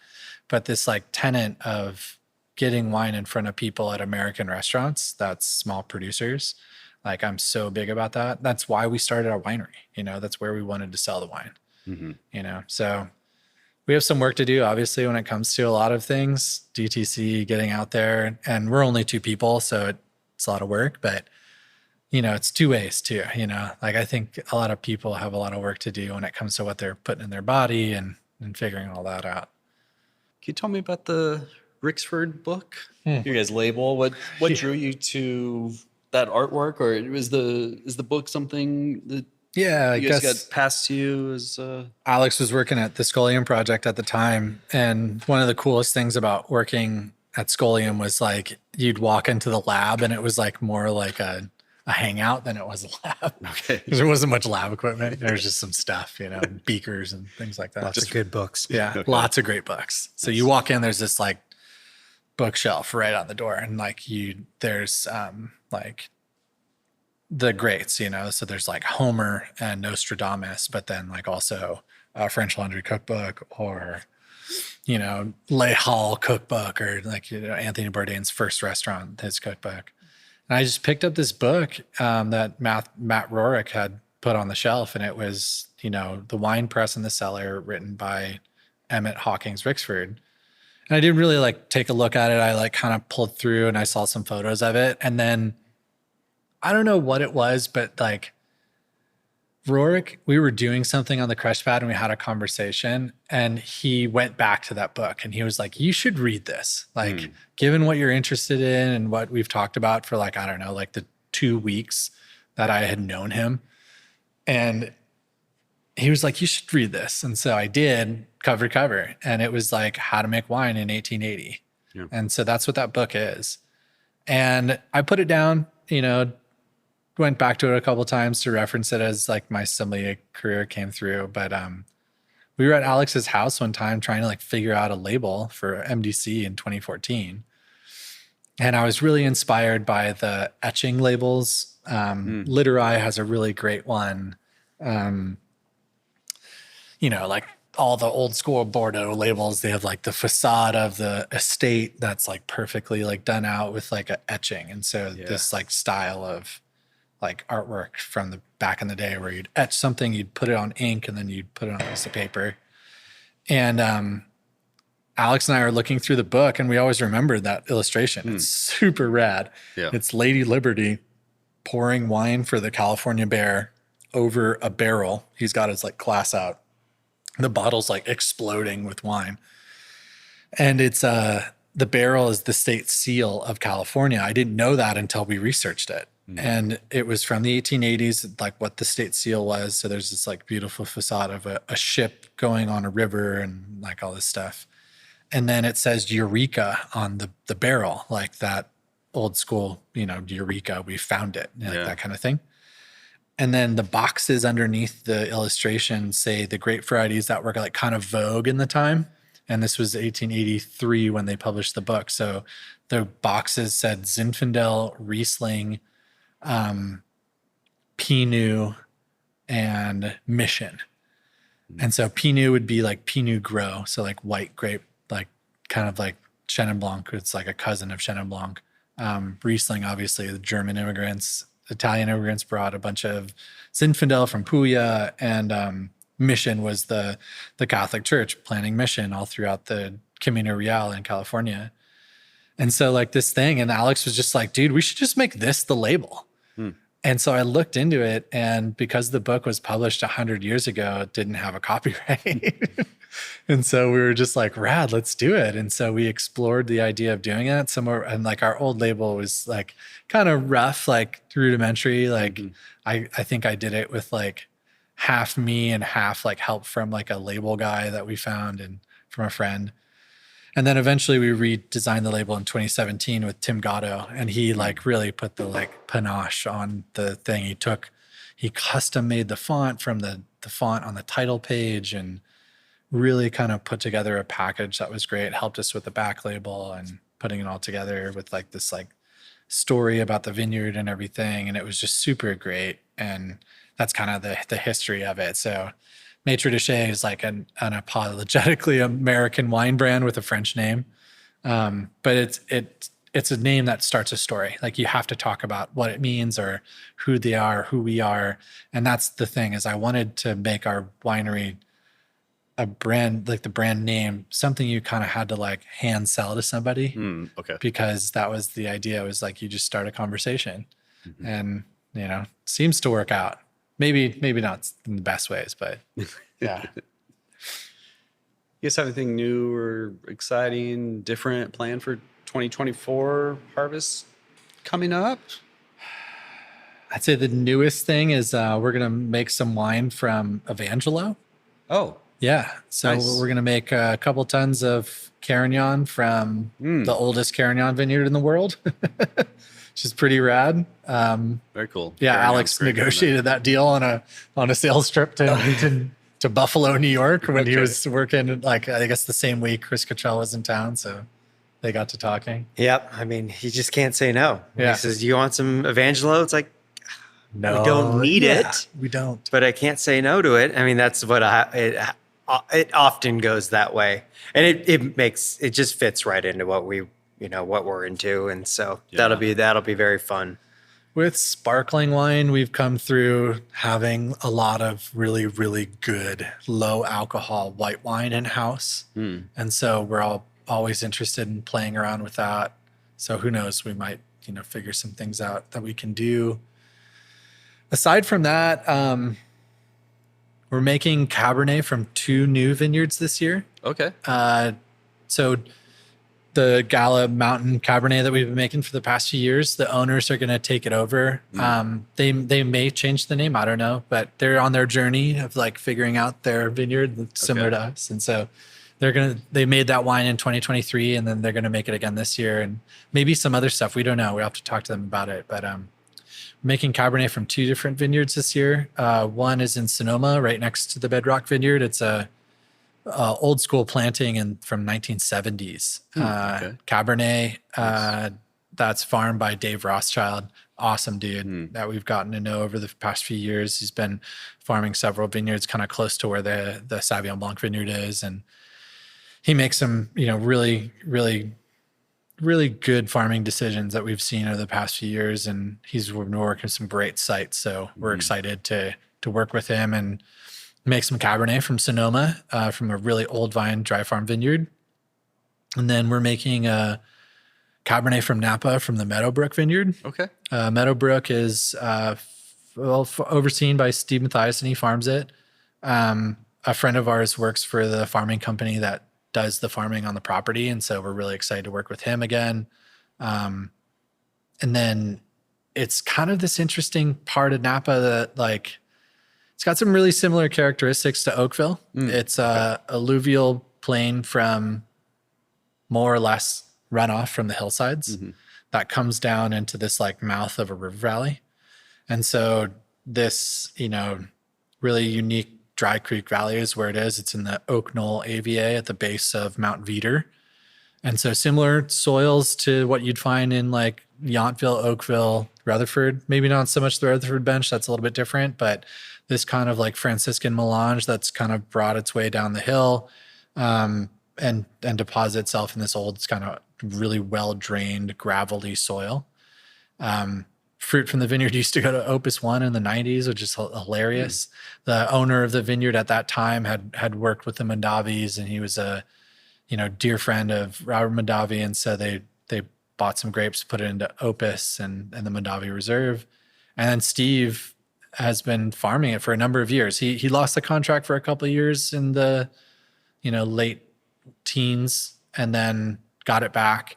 And he's been making cab from the vineyard with one of his clients and for the Mathiasen cab.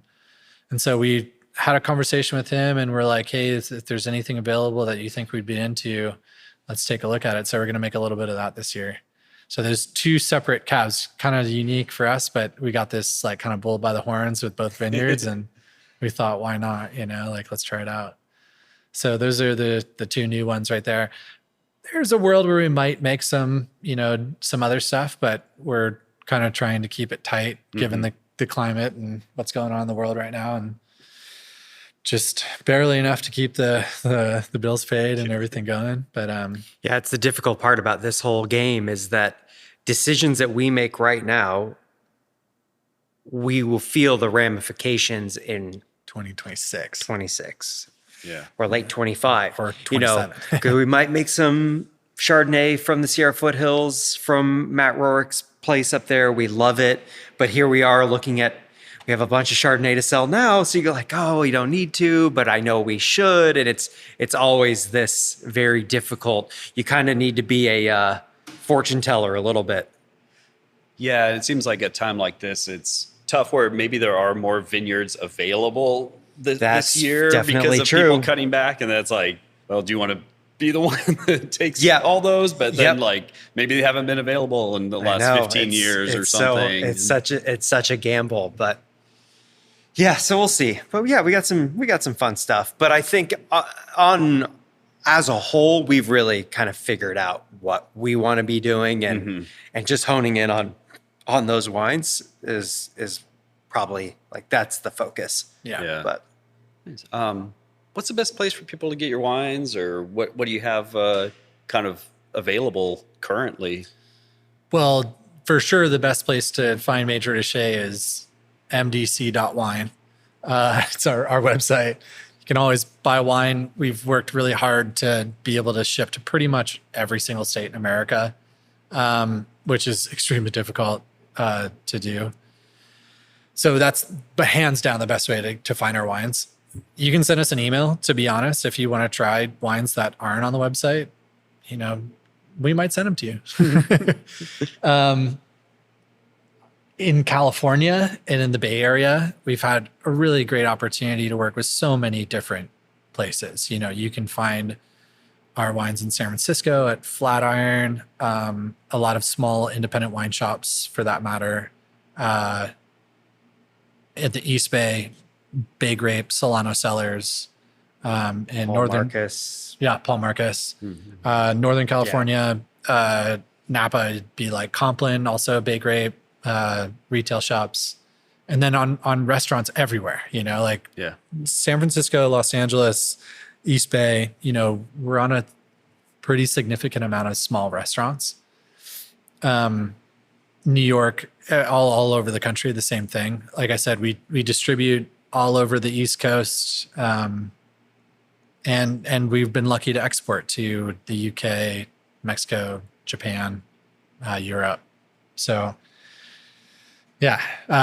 we try to put through a widget on our website to make it all happen. It's hard to keep up with, which is tough. But yeah, I'd say those are the best places to find us. If you ever want to find out what we're doing when we post on Instagram, which hasn't been a lot lately because we have he has a toddler, I have a 1-year-old, and so been kind of slacking, to be honest, but probably do a lot better this year given the climate of what's going on in our lives. We kind of figured things out, gotten some daycare, figured out how to do all this stuff, and that's going to help out a lot. So follow us on Instagram, MDC Wine, and then that's pretty much it. That's how you find out where we are and what we're doing.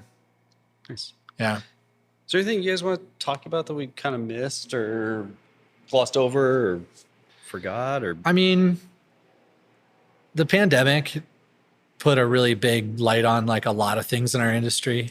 How sustainable it is to run a restaurant. Like a lot of people figured out that, oh, wow, like this place has been so cheap because they've been barely making it for a long time. I mean, everyone drank, everyone did a lot of stuff, ate weed gummies, you know, whatever they needed to get through it. But like, I think at the end of it, they realized like what moderation is as well, like, or they didn't. And like, that's a different path, you know, different story. And so I think like taking a lot of, the train, taking a lot of understanding about what you put in your body or where you put your dollars really means a lot, not just for people in general, but for me. Like I really started honing in on what's important to me. And I think helping people find that out is tough. It's hard for people to like come to us at our front door. Mm-hmm. But I think finding that out, like finding what you're really into when it comes to wine, find producers that are making less than like 10,000 cases or 5,000 cases like us, small producers that are independent producers doing their own thing. And really start exploring that, start thinking about that. Next time you buy a bottle of wine, like, you know, find out where it came from, who made it, you know? Mm-hmm. Those are the kind of things that are going to keep stuff like we're doing going. Same thing with restaurants, you know? If a restaurant's, you know, small independent restaurant, give it a try. You know, it's worth it. Put your dollars into it. You'll get it returned to you. Get to know the person at that restaurant, you know? Like if you go there to get out of the house, introduce yourself, like put yourself out there. Like those are the kind of things that I think like people are missing right now. We're in this world where we just sit on our phones all day and scroll. And I just think like a lot of people are losing that opportunity to like go out there and like actually, you know, do it. Yeah. And then bring that mentality home, you know, buy the good stuff at the grocery store, maybe just buy less of it, you know, focus in. Like that's what I've been doing in the past few years is like being really kind of like focused on the decisions where you decide to put your dollars, you know? So hopefully that leads people to us if they're into wine, we'll see. But also just drink wine, drink good wine. If you're into like what we're doing, and if you're listening to this podcast right now, find that wine that you like, bring it to a dinner party, tell the story about it, get other people into it. You know, like taking a small producer that makes American wine in America to your next door neighbors for a dinner party. Like that's the way that people find out about our stuff. Go buy wine from an independent wine shop instead of the grocery store. You know, like there's certain grocery stores that are great, you know, they have small independent producers and that kind of thing. But like go to an independent wine shop, talk to the person at the wine shop when you get there about what you like and what you know. They're never going to be pretentious and unwelcoming. Like they're always going to help you out. So that's what I would say. But yeah, that's kind of the thing a lot of people haven't been talking about is like, yeah, like our business, we're in a rough spot. And so are a lot of our peers. So yeah, like the margins are slim and that's the thing, but we want to keep doing it. So if you can help us out, great. If not, hopefully you can help another person out. Yeah. Anything for you? No, that was that. I couldn't have said it any better. Thanks for listening today. The Maître lineup of wines is solid, top to bottom. The winemaking is simple and straightforward and lets the sights shine through. You can find their wines at mdc.wine or follow them on Instagram at mdcwine. You can follow the podcast on wherever you're listening and the Instagram at IndieWinePodcast, and feel free to email indiewinepodcast@gmail.com with comments, questions, or feedback. If you could tell your wine friends about the podcast too and help spread the word, I'd really appreciate it. Rating or subscribing helps too. There's also the Patreon if you choose to support the podcast monetarily to allow for more episodes and to help defray other costs like travel, research book purchases, things like that. Any amount is appreciated. I have a small token of my appreciation to send to you also if you do. The link is in the show notes. We'll be back soon with another episode. Have a good one.